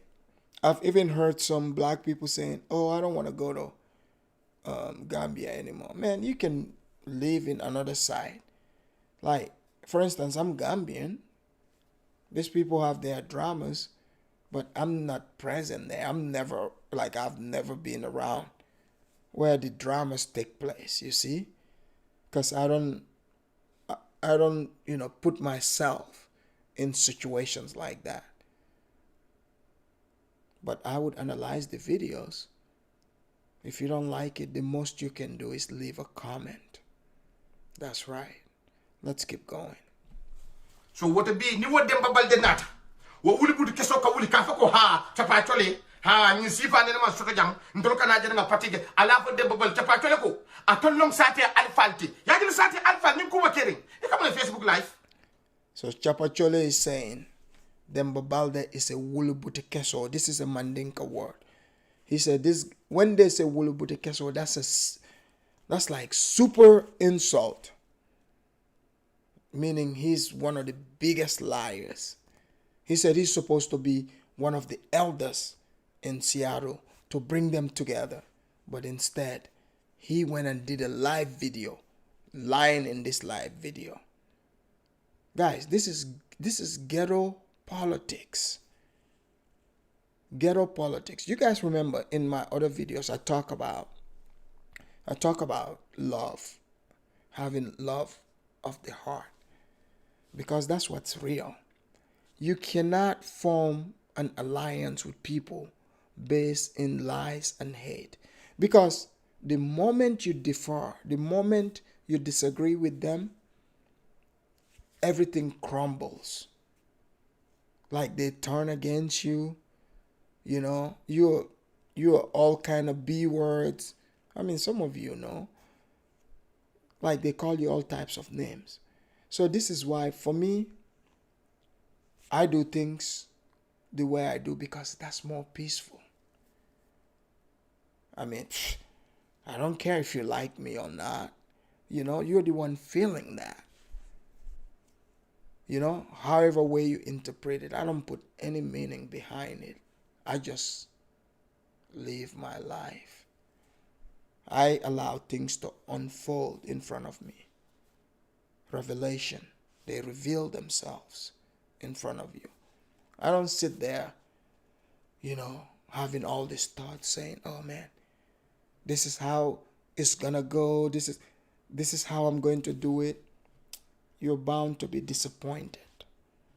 But if you just see people for who they are and learn the mindset, the psychology, and try to know why they do certain things, you know, the way they do it. Like, you have to be a blank slate, like, be open. Don't give it any meaning. Don't give any feeling to it. That is, if you want to know the truth. But the moment you start, you know, giving your own opinion in these things, your own feelings, you can never ever find the truth, because now you start being biased to yourself, and then when it doesn't go the way you think it's supposed to go, you get disappointed. Like, have you ever heard people who they just have their own thought process about you, how you're supposed to be or what you're supposed to say? But when you're not like that, they get mad at you and you're not even aware of it. You see? But the whole time, they don't even want to take accountability that they were the ones that formed these thoughts in their head on how you're supposed to be, what you're supposed to say, how you should act. And then they get disappointed. This is the reason why I'm saying this, what you guys are seeing here, that's the thought process of the majority in Africa, especially Gambia, you know. So this is why you're seeing this drama. These people have formed their own thought process about each other. There's no honest dialogue. They all pretended to be friends. Sounds familiar? This sounds very familiar to most of you. But let's see more of Thiapathioly so you learn about deep, messy, dirty politics of the Gambia. Check it out.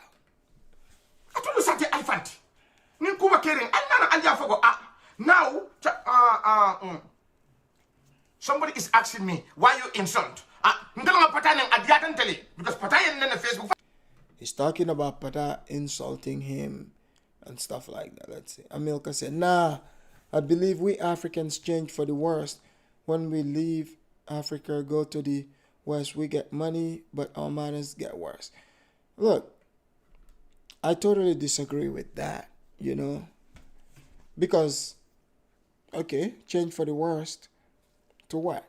Because this is not how, you know, it's not that these people learn this type of politics from the Europeans, the white people in America. Okay?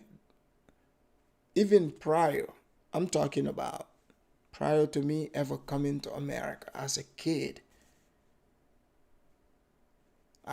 This is even the tame part of it. I've seen the worst part of it. So we can't blame no Europeans for that, or Chinese or other people. This is strictly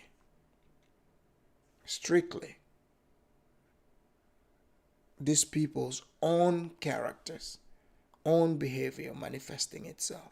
And I'm not going to attach that to say a group, but I'm just giving you a sample size. Someone might say, but Afridamus, this sample size is not that large. Okay, great. Like, I can't go bring you every incident, but this is a representation of what you would encounter in a Gambian heated political situations. So this is even the tamer version because it's unfolding here in the US. These people they don't want to be arrested whatsoever, but they would air out each other's dirty laundry.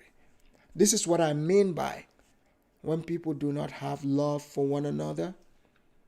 It comes out when the anger starts seeping out. They talk about each other's, dirty laundry. But I guess after this, they might have to go to the laundromat and wash up because this gets dirtier. You depend on any negative comment that you going. Negative because you hate me. So Thiapathioly is giving a warning to the UDP people, letting them know he knows they hate him, but he's going to block them if they insult him. They are spreading lies about him. He's gonna eventually start talking English. Just be patient.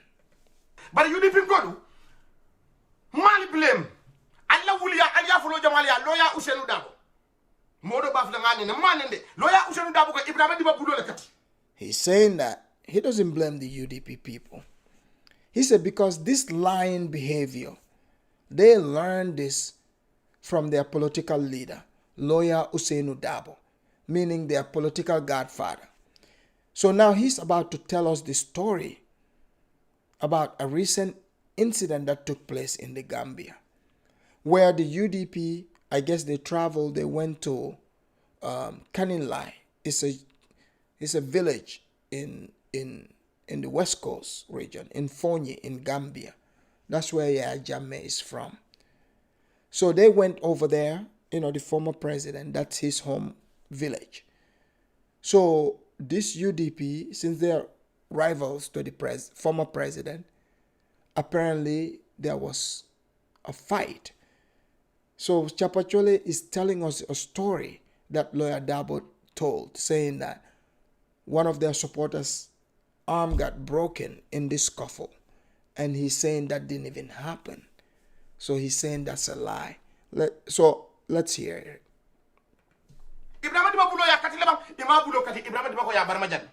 So Allah will ya fo alma sunya loya dabula do ko loya dabuka fanya ke tonya da tonya ke fanya. Now he's saying that this man, his hand was never broken. He said, but he doesn't blame them. They are learning from their political father, lawyer Dabo, whose profession is to change, the truth to lies or change lies to truth. He said that's what his profession is. So he doesn't blame them. So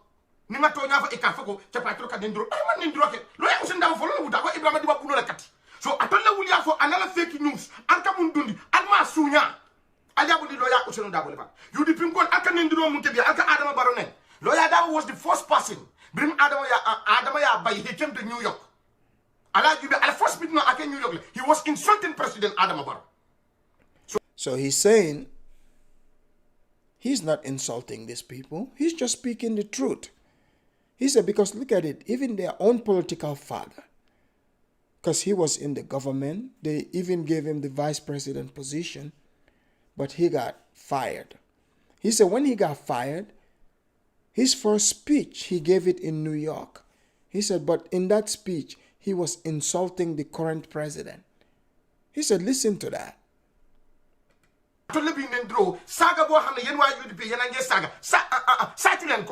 Lawyer Dabo mo finje kataw di saga President Adama Barrow.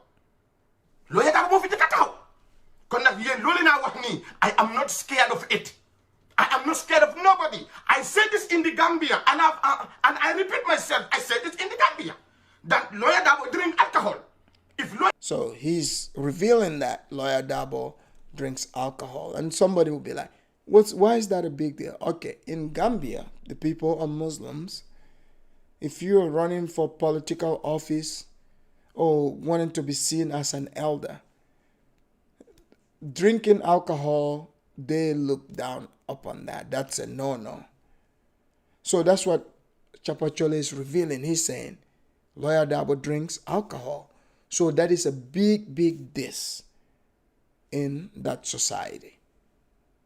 Because especially if you want to be president, majority is Muslim, they are not going to vote for you if they know that you drink alcohol. So then if you drink alcohol, eat pork, they are not going to vote for you. So I know to some people they're going to be like, oh, but what's the big deal? Why is that talk important? But I'm telling you about in that society that is frowned upon, drinking alcohol.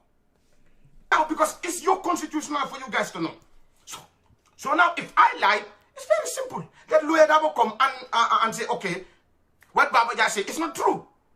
Exactly. And I know it's because of what I said up to today, UDP, they will not do press conference. I'm not at the press conference because the journalists are waiting. And the Gambian deserve to know whether lawyer Dabo, you have a baby mama outside or you don't have no baby mama.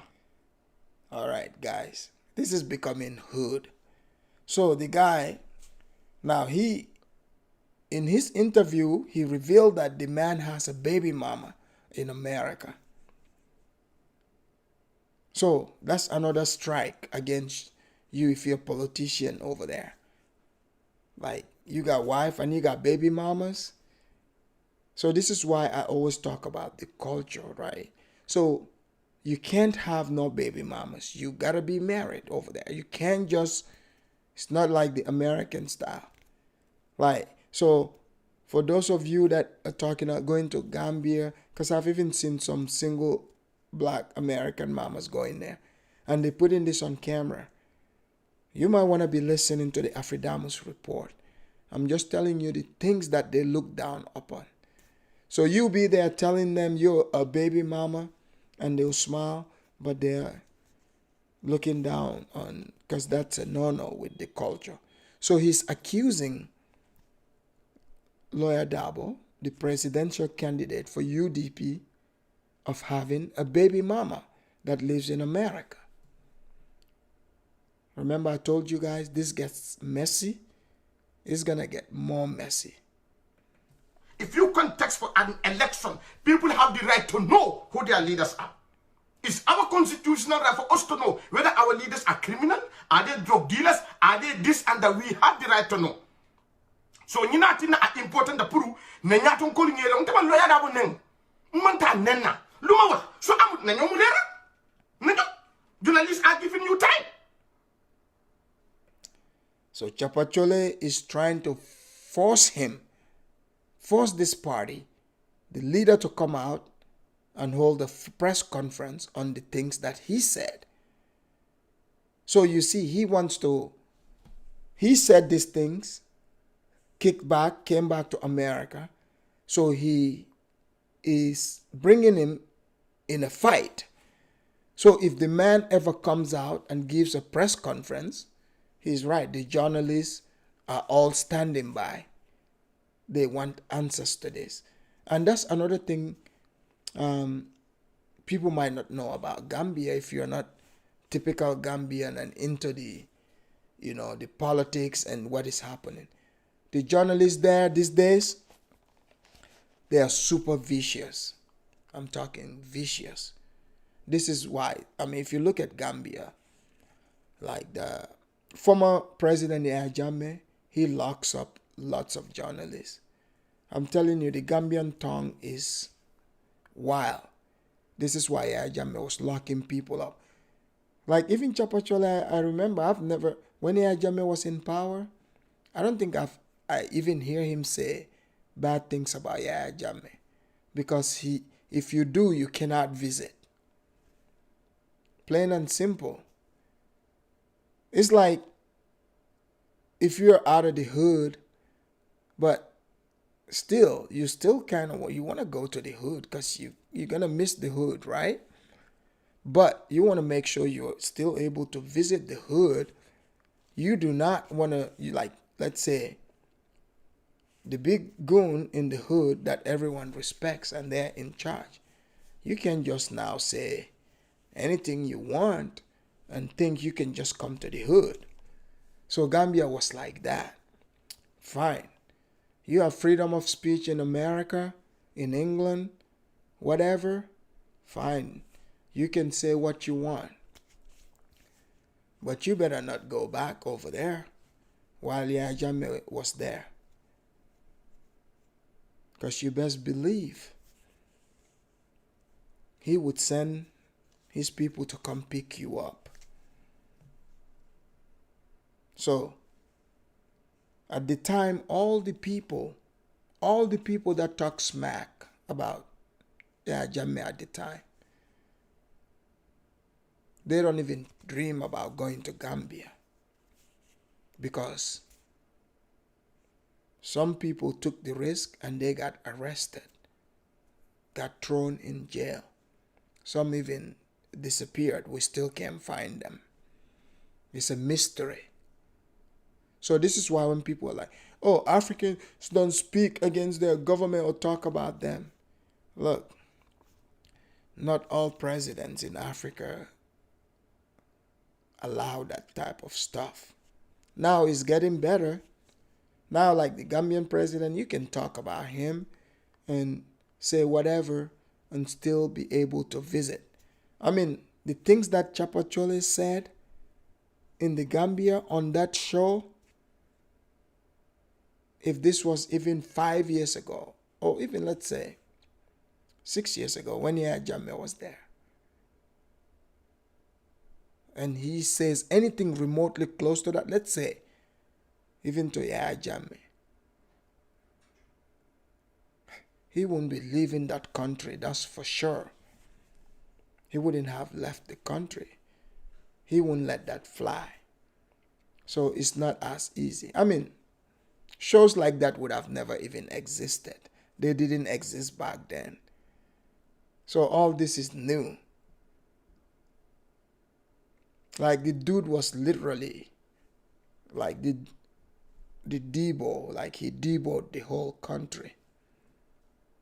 This is why I say, if the hood is allowed to run their own politics separate from America, I think it would just be like Gambia. You know, it would be just like that. One man would come in just like Jammeh, and he'll be in charge for a while. He'll have his shooters. He did have shooters. You're going to say stuff and they would clip you, just like they did with certain journalists who were saying things about him. They would wait. You're leaving your office. You're going to think, these stories have happened. You could look this up. Driving, you're thinking, oh, it's just some taxi. Drive by you, you get shot. They did that to some journalists. But now it's nice, it's beautiful. So it's a great thing for people to be able to freely express themselves. Some say people go too far, but hey, what is too far? As long as you're not advocating for violence, calling for violence, I think people should be able to, freely and honestly express themselves. And people have the right to disagree with them without, violence or threatening to resort to violence. That's just my belief system. But it looks like that's pretty difficult to do in Gambian politics, or most African countries, the politics. Let's hear more of the sitting here. So say do why do kete bari janim bi dafa na pata say kan last time ako at the police station ne ako atata pour kan tele report ka tun gonte ko yembun ki dolal lata pour alje la moy jande ha pata. So he's about to tell us that the same guy went to the cops to report him. He said, because he was pretending to be a good Samaritan, to the cops to say, this guy got shot. But I bet you, Pata live in America. We all live in America. We know no one is going to pull a drive-by, just one bullet. And then the person they're trying to shoot at still has you can go find the shell casings, no cops are around. Like a single shell casing. So he can pull that off on the people in Gambia, but not the people here. But now this Pata went to the cops. I bet you he knows the story is not real, but he wants to get the guy in trouble. So that this is how the drama started. Okay, let's hear more. And school, he went to the police station because he said that I said they have shot me, and that is a lie. Now he went to the police station to go and report me to the police station. My people, I want you guys to listen to me here. Now, Pata say on his post he care about me because I'm a Gambian, he's a Gambian. That's why he went to the police station to go and report me there. But my people, if you care about me, what is the first time you should do? To call me. I know, hey, what is going on? Did you call me? No.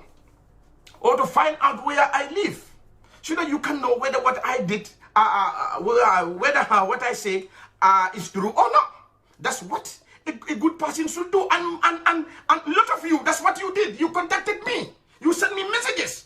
But guess what? I cannot respond to all of you, but most of you send me messages. And that's what I expect from you. But Patapija didn't do that. Patapija said he went to the police to go and report me, so that they can lock me up because of I was lying. I will get the views that I'm looking for. My people, if I was lying today, the police come and knock my door, they arrest me, who is going to take care of my family? Guys, you guys see this? So, like I told you, this is political rivalry. So he staged the drive-by. His political rival caught that this is not true. But he pretended like he didn't know if it's true or not. He goes to the cops. So I think, most of you, especially if familiar with cops in America, you know exactly what this man was trying to do. He's trying to get the cops involved so they can investigate this guy, to say that he made a video saying that somebody pulled a drive-by on him.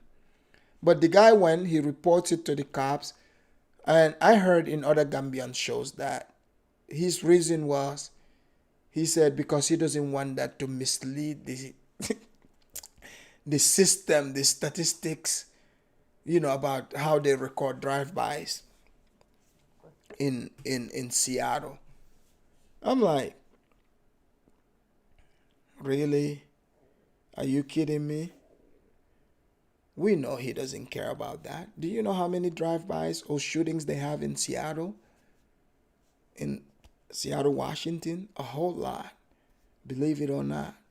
You probably don't hear about it, but oh yeah. There's a lot of shootings there. But I get it. He wants to play politics, but I don't know if staging a drive-by is a good idea. But it happened, whatever. This is how they roll. That's how they roll. Let's hear more of him. Let's use our common sense here. We are all here to hustle. We are all here to find a better life. What is wrong, no matter who committed it. Okay, if Patai went up to the police to go and tell the police, hey, this guy said this, to go and report me today, if they lock me up, I have my wife and my kids here. Who is going to take care of them if I was lying today? My people, I have family back home. Now he's going into, the explaining, because what he's saying here, what he's explaining to Gambian people, many can relate to that. So they are like probably feeling sympathetic, like, oh, this Pata guy is so wicked. Why is he trying to get Thiapathioly locked up? So he's painting this picture like a father with his kids. He's the breadwinner. Because, in Gambia, the man is the head of the household. Not like in America, where the men are scared to say they are the head of their wife. No, in Gambia, you as the man, you are expected to protect and provide. Even you come in America, same thing. So it's only in America you hear 50-50, but we don't operate that way, in the culture there. So he's telling other Gambians, his supporters, and people that would sympathize with him, he's letting them know, can you believe it? This man called the American police on me. What if they lock me up? So he's just saying, in fact, what if I was lying? Why should he call the police? So, in many words, if it's a black person in America or Britain saying it, they would say, why are you calling the cops on another black person? So he's saying, why are you calling the cops on another Gambian? Why? Because we're all here to hustle. Why you want to ruin my hustle? So, this is the dirty part of politics. This is why I don't get involved in things like this. Because you never know where this problem goes to. And make sure, if you're just getting here, hit the like button. And if you're not subscribed, subscribe.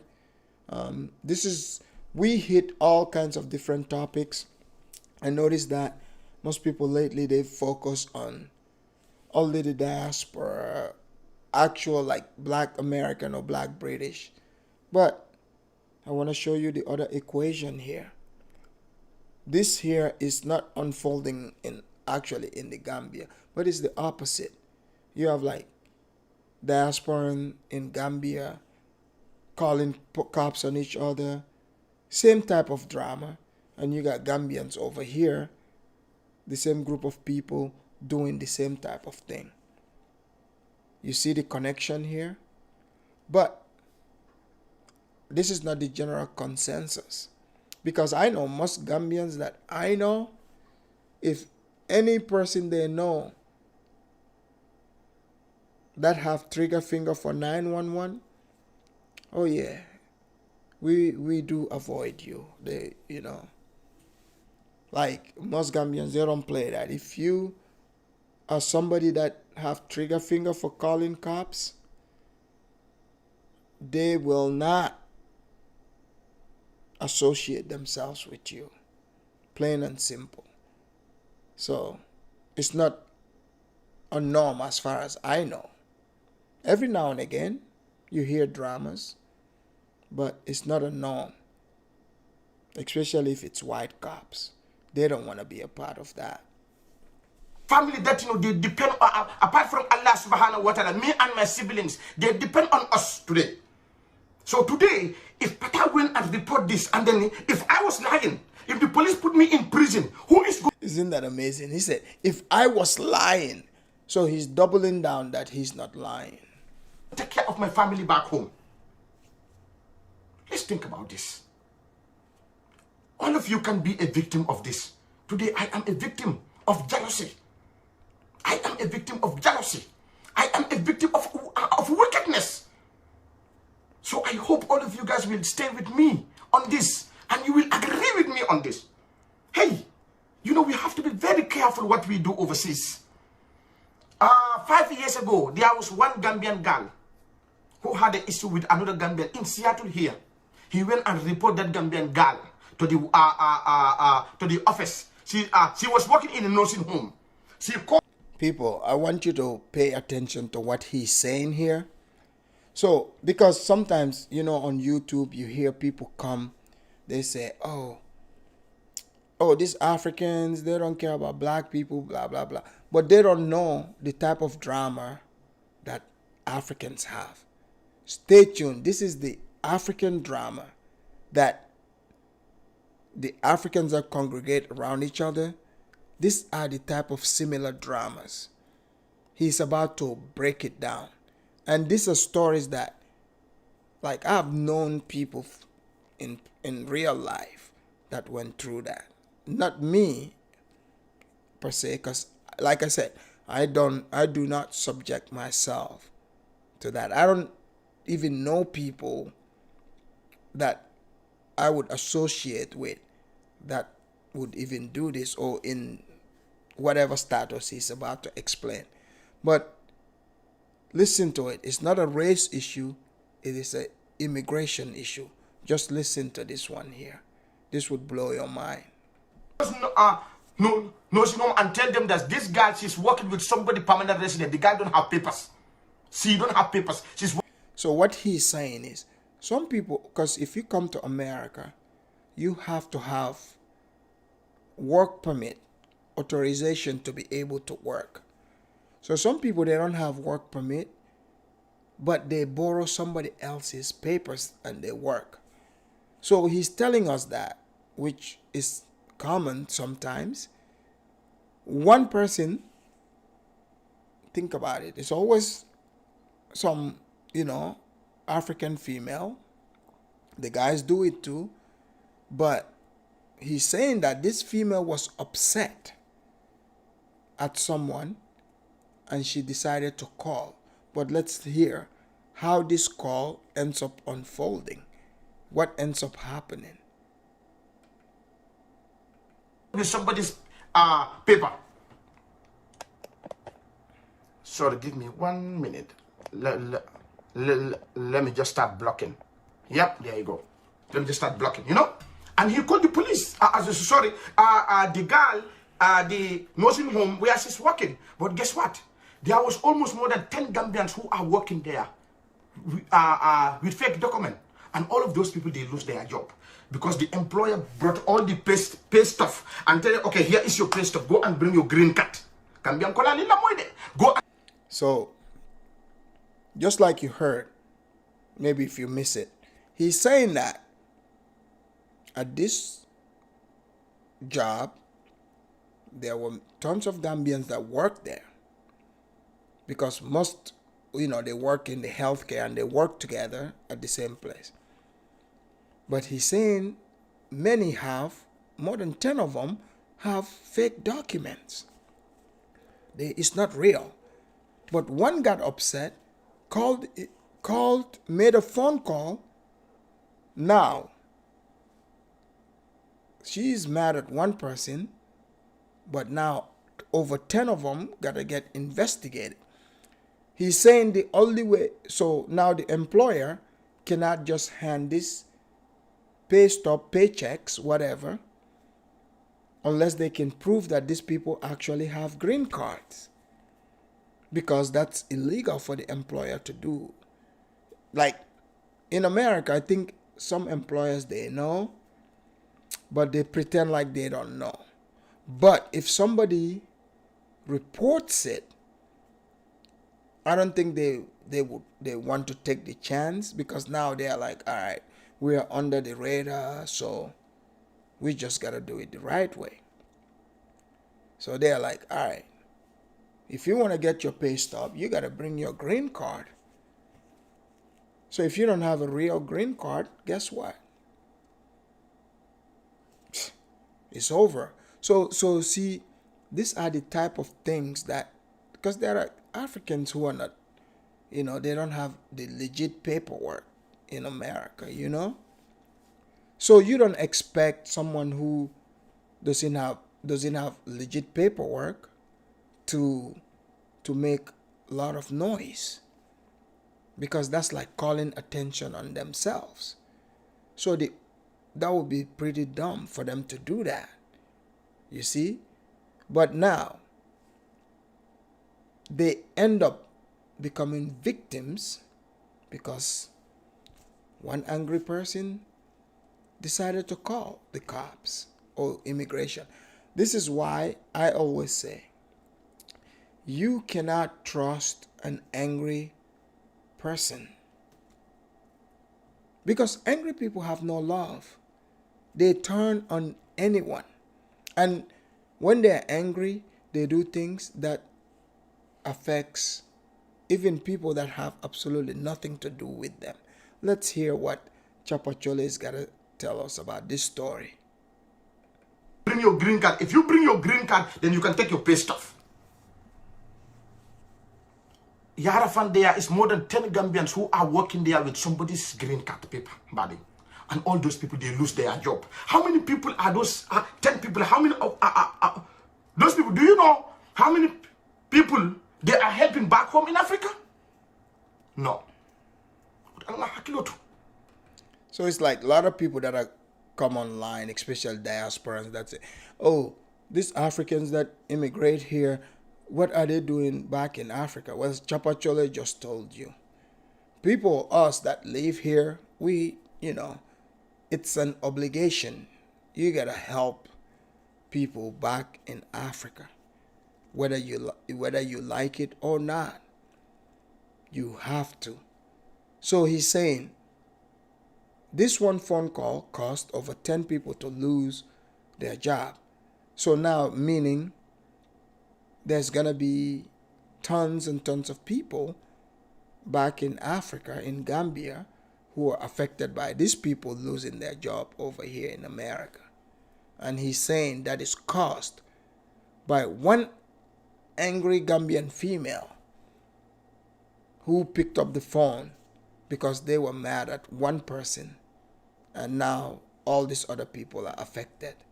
That's what he's telling us. How many people are they feeding? Muna, ijawiyate nyawonya. Ijawiyate nyawonya ko dol bija anga hakilo. Ala punya fitui. Ijawiyate nyawonya. Bari ko dol bija alin kanake. Pataya. He's saying no matter how hateful you are, he said there are certain things you should definitely not do those, no matter how wicked or hateful you are. But hate doesn't have boundary. Okay? It doesn't have boundary. Because it's like these people are playing tit for tat.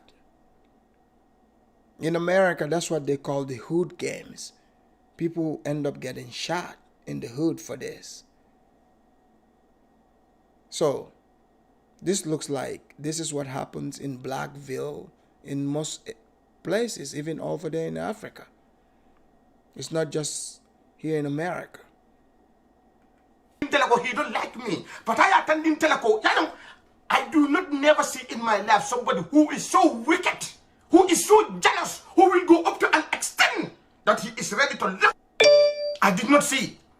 This is really wicked. This is what the fuck is going on in Seattle. People are, some people, not all of us, there are few people here who are just jealous.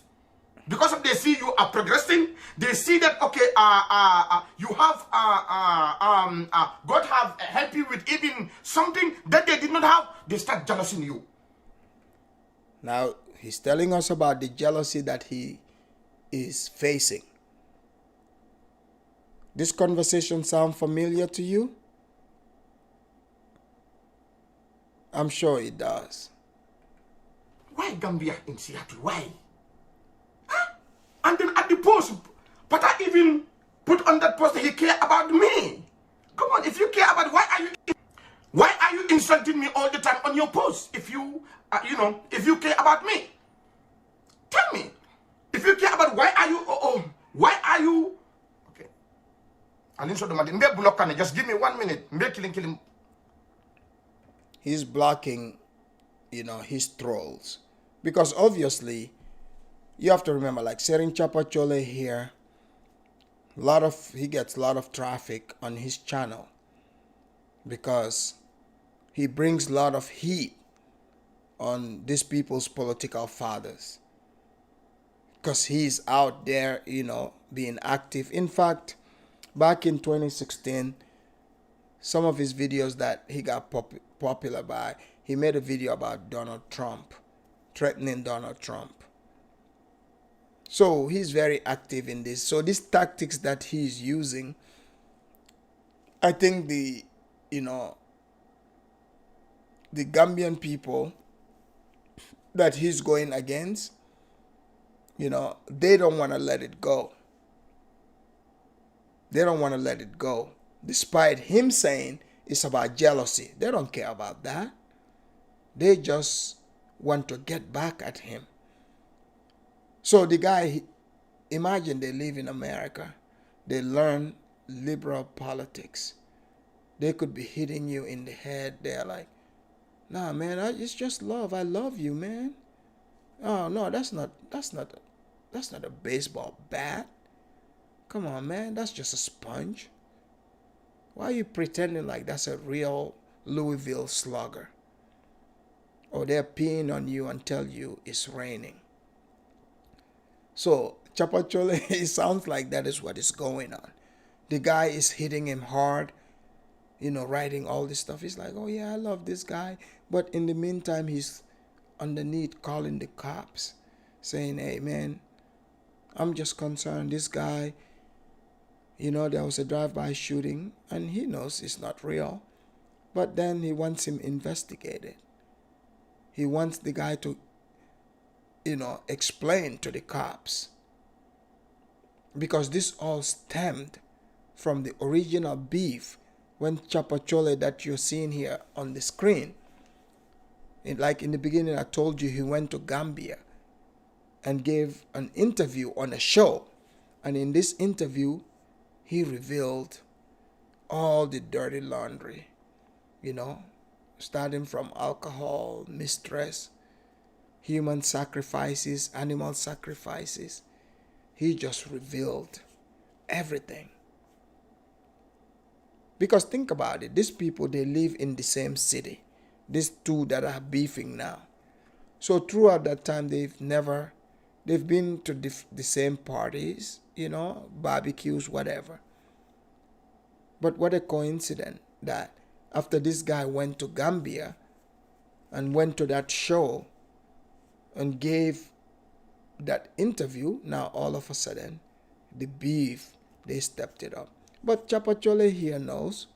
He knew when he said the things he said on that show, the amount of supporters this man has in the diaspora. He knew, yeah, he could leave Gambia. The supporters there wouldn't be able to find him. But in America here, he's got plenty of other supporters that he's in fact friends with. I think his biggest mistake is going to that party, that barbecue. He should have never went there. Because after what he said about them, think about, you say, like, you used to be, like I said, a gang member, a blood gang member. You leave that and go to the other gang, and you say all kind of things about them, and then you decide, oh yeah, you know what, there's a congregation, we're all going to be having this party, and you've said this thing that is spread out about this dude's leader. You show up, there's going to be a problem. So let's hear more of him. Okay. Just Ali Bulak, let the insult come. So this is the only thing that we are Gambian. We need to look after each other. But what Pata did, this is jealousy. I have family to feed. Today, if they lock me up, Pata tata nyukuma move police. Nienda selling Thiapathioly tabi ende sorombi. Pata ba mune sodo laje. For police ba awot la bang. Bar niente sorombi, niente na mumfono ni fanyalo. Police le na bunda konkon bi tada yende Thiapathioly sorom. Na dimbaya jumale be jubela. Now Thiapathioly is saying, why would this guy call cops on him? Mind you, the pictures I showed at the party, after all this incident, he was saying that other guy was the first one that went to the cops. But now Thiapathioly called the cops later on, right? But he's saying, if this guy calling the cops on him, trying to get him locked up, he said, what is this guy going to gain out of that? Is he going to get an award for it or what? So it sounds like he's worried or something. Again, Jube. Hadn't been at any in the roller. What a name of Moja I cook Muyala Amanya Kaka, and in being a tanga condemn. I'm not doing for you. I'm a Javiabula and a Hasidiabula. Javian Hasidiaman Kinyente. Muna political contingent, political Jaffa Pata said the Cadifate for police. Kukarata Patola report. He said this is not the way to do politics. He said he can't even believe this guy. You know, politics means so much to him that he's willing to go to the cops and report him, Thiapathioly. This is Gambian political drama if you're just coming in. So just hang tight, get your popcorn, ice cream. You know, it gets messy. Messy and messy. If you're just coming in, you missed the stage drive-by shootings, you have to go back and listen to that. But with the mistress situation, you missed some of it. But he's going to be talking about the mistress here in a second. So I bet most of you didn't think you guys thought it was the diasporans and the white people that are bringing drama to the Smiling Coast. No. This is a true native of the Smiling Coast. This is just a taste. I mean, not all people are this way, but when it comes to politics, it gets dirty and super dirty. Go Thiapathioly ya bunne and man don't look at Fanial and van half the police because of Nakale Mbele Gambia. Ni put Gambia pata. Telephones get Thiapathioly command. Thiapathioly kiss for ya long. But you kenabang honey. So what are number anga Jawiabula? Thiapathioly said before Pata called the police, because he called the cops and said he cares about this guy because they are all Gambians. He wants to know if he was in fact in a drive-by. He said that's wickedness. Instead of calling the cops, The guy should have investigated and called him. But calling the cops and then going on social media, writing that he cares about him, is all fake.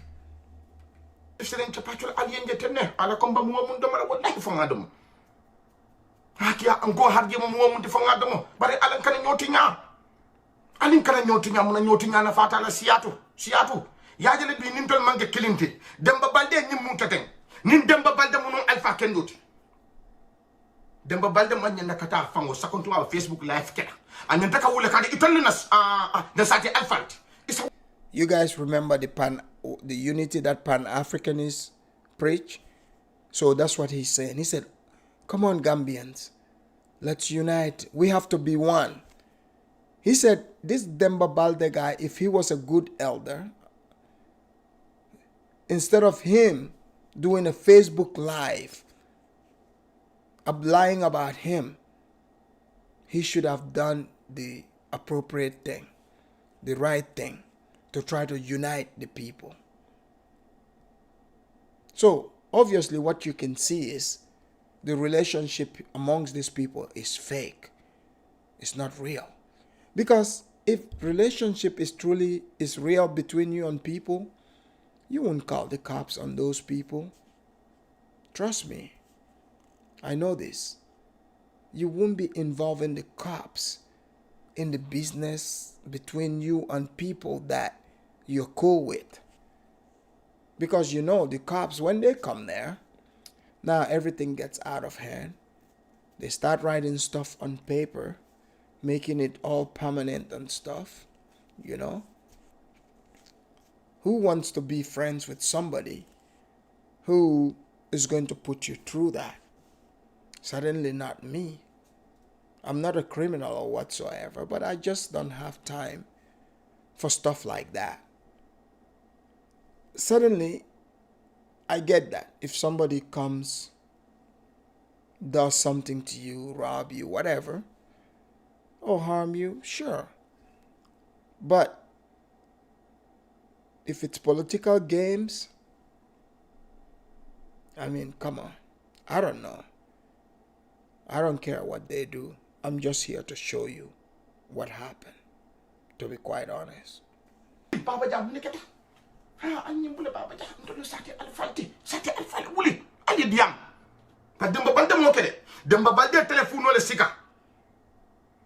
balde telefon ko bla video ha baba jala ba kelola ñim nena man soto jam bar ala fo demba balde Thiapathioly ko ite scandale mun kan sate ko ini la muso ali scandale mun kan sate ko mo be yo fo risito be findita. So now he's pulling out Demba's receipt. He said the beef, the scandal that this man and his wife were engaged in. I don't know if that's his wife or what, but this is Demba, the picture right here. So he's saying he has receipts to prove the type of scandal this man has been in. Let's hear more. He's going to tell us. Now,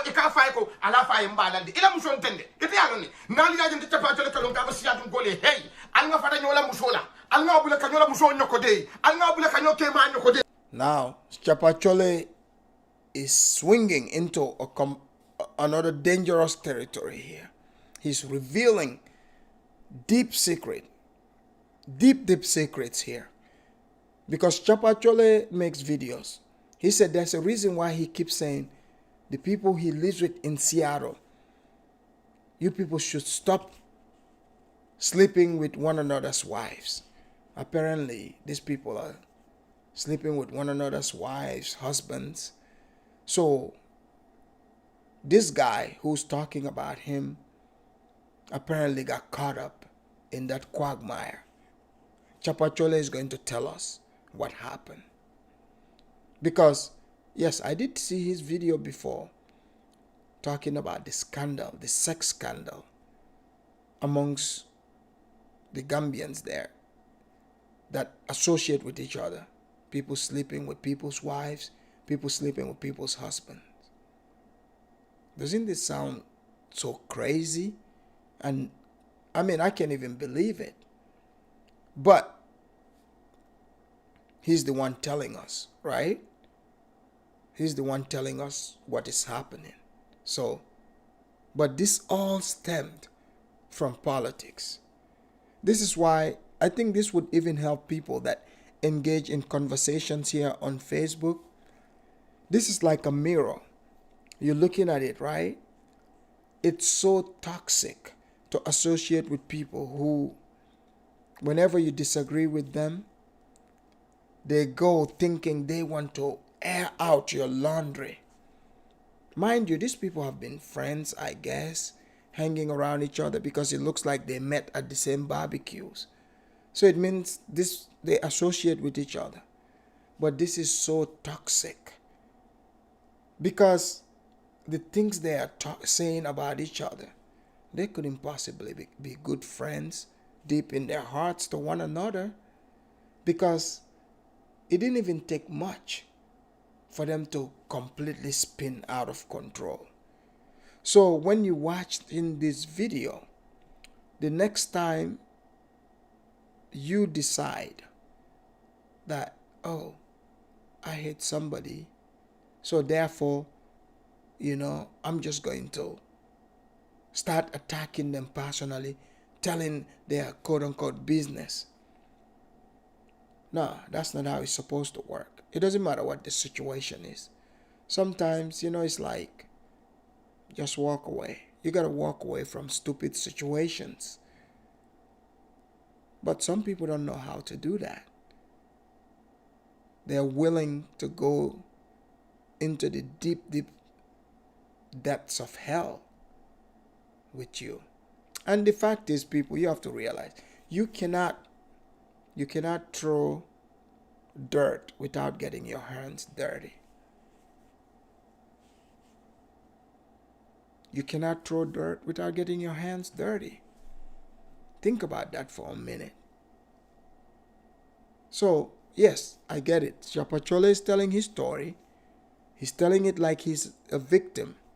But from what I've shown you guys, what we've seen, what he's explaining, we are not seeing victims here, right? Let's hear more. Muta ana fo Demba Balde regele ntende pandere tide pandere ye wese wese janne Demba Balde pandere wadi ma do wese wese pandere alla walli ma you are safe there pandere ye wese anu pandere mo mo foje ala poso they are all true because asono dal pandere mo fo le maso pandere mo exactly Demba Balde wala kete tele siatu jam you are a victim Demba you are a victim wala ya comme victim oleti woto atollo sate ke balute ye tata ya hijack ibulu biri ye tata ya hijack ime ikuma lono yamen. So Thiapathioly is saying that this man, this Demba Balde, was a victim, and Panderimbai, this is the Freedom newspaper. The Freedom newspaper, apparently, he's saying that whatever they reported on this guy was true. But what Thiapathioly is insinuating here, he's saying that because you remember I told you how he said people sleep with each other's wives and and husbands. So he's saying that this happened to this man. Like apparently somebody slept with his wife. So now he's airing that out because this guy was trying to paint him, in a way that he's not happy with. Let's hear more of it.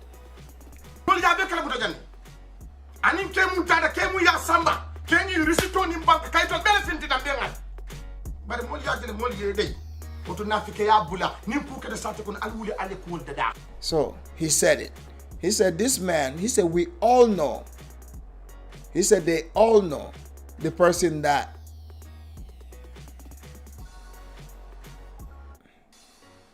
he's saying that people know about this. So he said, but everyone got quiet. He said, but this guy wants to be a hypocrite. He's going to reveal everything about him now. So let's hear. Demba Balde don't want to show Muyala Bang for some Balde for Demba Balde Lombang. Muyala, I'm going to tell you, Demba Balde. Man, what the fuck tell you? So Neke Mabuba, Dama were a joke, the Jaga. Why dimba bale bahulo na fekanga. Man Thiapathioly ma, you are a victim. Naso mu yalan kake jang anya ka jang ka be siatu kodu. Al nga fada nyola musola. Al nga fada nyotela. Demba, you are a victim. I said it in the Gambia. I said it. I'm in America. Look up Yolande. I'm in Seattle. You need me. I'm on Facebook. Contact me on Facebook. So he's saying this man is a victim because somebody, took his wife. Apparently somebody slept with his wife. It became a scandal, a big fight. So he's saying that he's the one that's saying it. He said this man was a victim. So he's reminding his viewers that, how I always remind you guys here about, previous videos I made. He's reminding them that you guys remember how he made videos about so people can leave other people's wife alone and people's husbands alone. He said this man suffered. He suffered the same thing.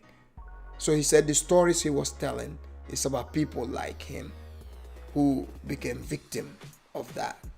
Victim. They hijack yours. When you not be hijack that. Hey, muna la fa imbalance sai. Muna la fa bula. Ala la because ya bi jak. Mo le kesse bam ko le jole jak. Jak. Ni ya ngam fa muta. Wanda ngalon nak. Ni ya ngam fa muta. Ngalon. Wota al nga fata nyola. He's saying, please, let's leave each other alone. He said there's a reason why, pretty much he's saying, he keeps to himself. He said because he knows what these people are all about. Nimbotaje, ngana Seattle Gambia Association the president malong jumalong barangalong ko musolong. But what I was expecting as a president of he's about to address the Seattle Gambia Association's president. Let's hear what he's got to say to this president. Gambia Association, ngamira tumando, when she hear this, she should come and contact Baba Ja, I had this thing. This is what happened to you. Is it true? Because you are the president of the Gambia Seattle Association. You should contact me. Nobody who, as long as today, you are the president, you... Doesn't he look so passionate? He's really ticked by this. The one who is responsible about all of us, our safety, or else whatever you can do, because you are the president representing me and other Gambians. If you had the information that somebody shot or somebody did it or did it, what the first thing you should do, the association, all of you inside the association, you need to send your PRO, tell your PRO, this is the association. We want to know if Thiapathioly is fine. Thiapathioly muniketa. Anyway, the post bala abanyam. But did the Seattle Gambia Association did it? No. Association of Katamaten. Association of Nimman Kambeng. The association of Sambano. So he's saying, he's trying to explain how an association works. He said the Seattle Gambia Association, their president, didn't care to make a phone call to even say, Thiapathioly, I saw the post about the drive-by. So he sounds like he's pretty hurt by that. So he's saying, how can we talk about unity when, we don't care about each other? But he's about to say things here that most of you will be familiar with too. I'm going to blame the president of Gambia Seattle Association. President Thiapathioly amamwe. Ni president amamwe. PRO ya amamwe leba. Ni PRO amamwe. Are you trying to tell me inside the executive, mama amamwe, what is going on? But the moment na Africa feeling ke jubele banyami. Sate dun katama tenne. Ning aliya kala muta ko nyinde Gambia dingo nyine katala. President way wuli afa ala dia mula alta ale nyin kumandi. Alta ale nyin keteng. President way wuli ekuke. So Thiapathioly is saying that. Do these people want to say, even if they say the president didn't hear it, but the PRO, which is the public relations officer, or their executive body or legislative body, whatever, he said they must have heard about this, but none of them cared. I'm telling you, this is how the drama goes. It started out all the way in Gambia, and now it's unfolding here in America because of one interview he gave in Gambia. And the people here in America watched it and waited for him to, have this beef with him. But they are doing it in other ways, as if it's something else. But it's about the politics. Baning albeta da aliar fangul muta. President mon kufo. At the end of the Alcasign, Gambia said association mun commande. Anafali. Amake ni mo fata rek we have to come together. Ni mo fata wota like president ja wuli aya safe kari fata da hani. Ngani ko bi nanya. He's talking about don't just, come to the rescue when people are dead, because, black people like to give you flowers when you're dead. So he's saying don't give them that. But you see, people over here is getting super late. I just realized that. And I got about 40 minutes left in this video. I'll just have to end it here and do the rest another time. It's super late. It's getting really late over here.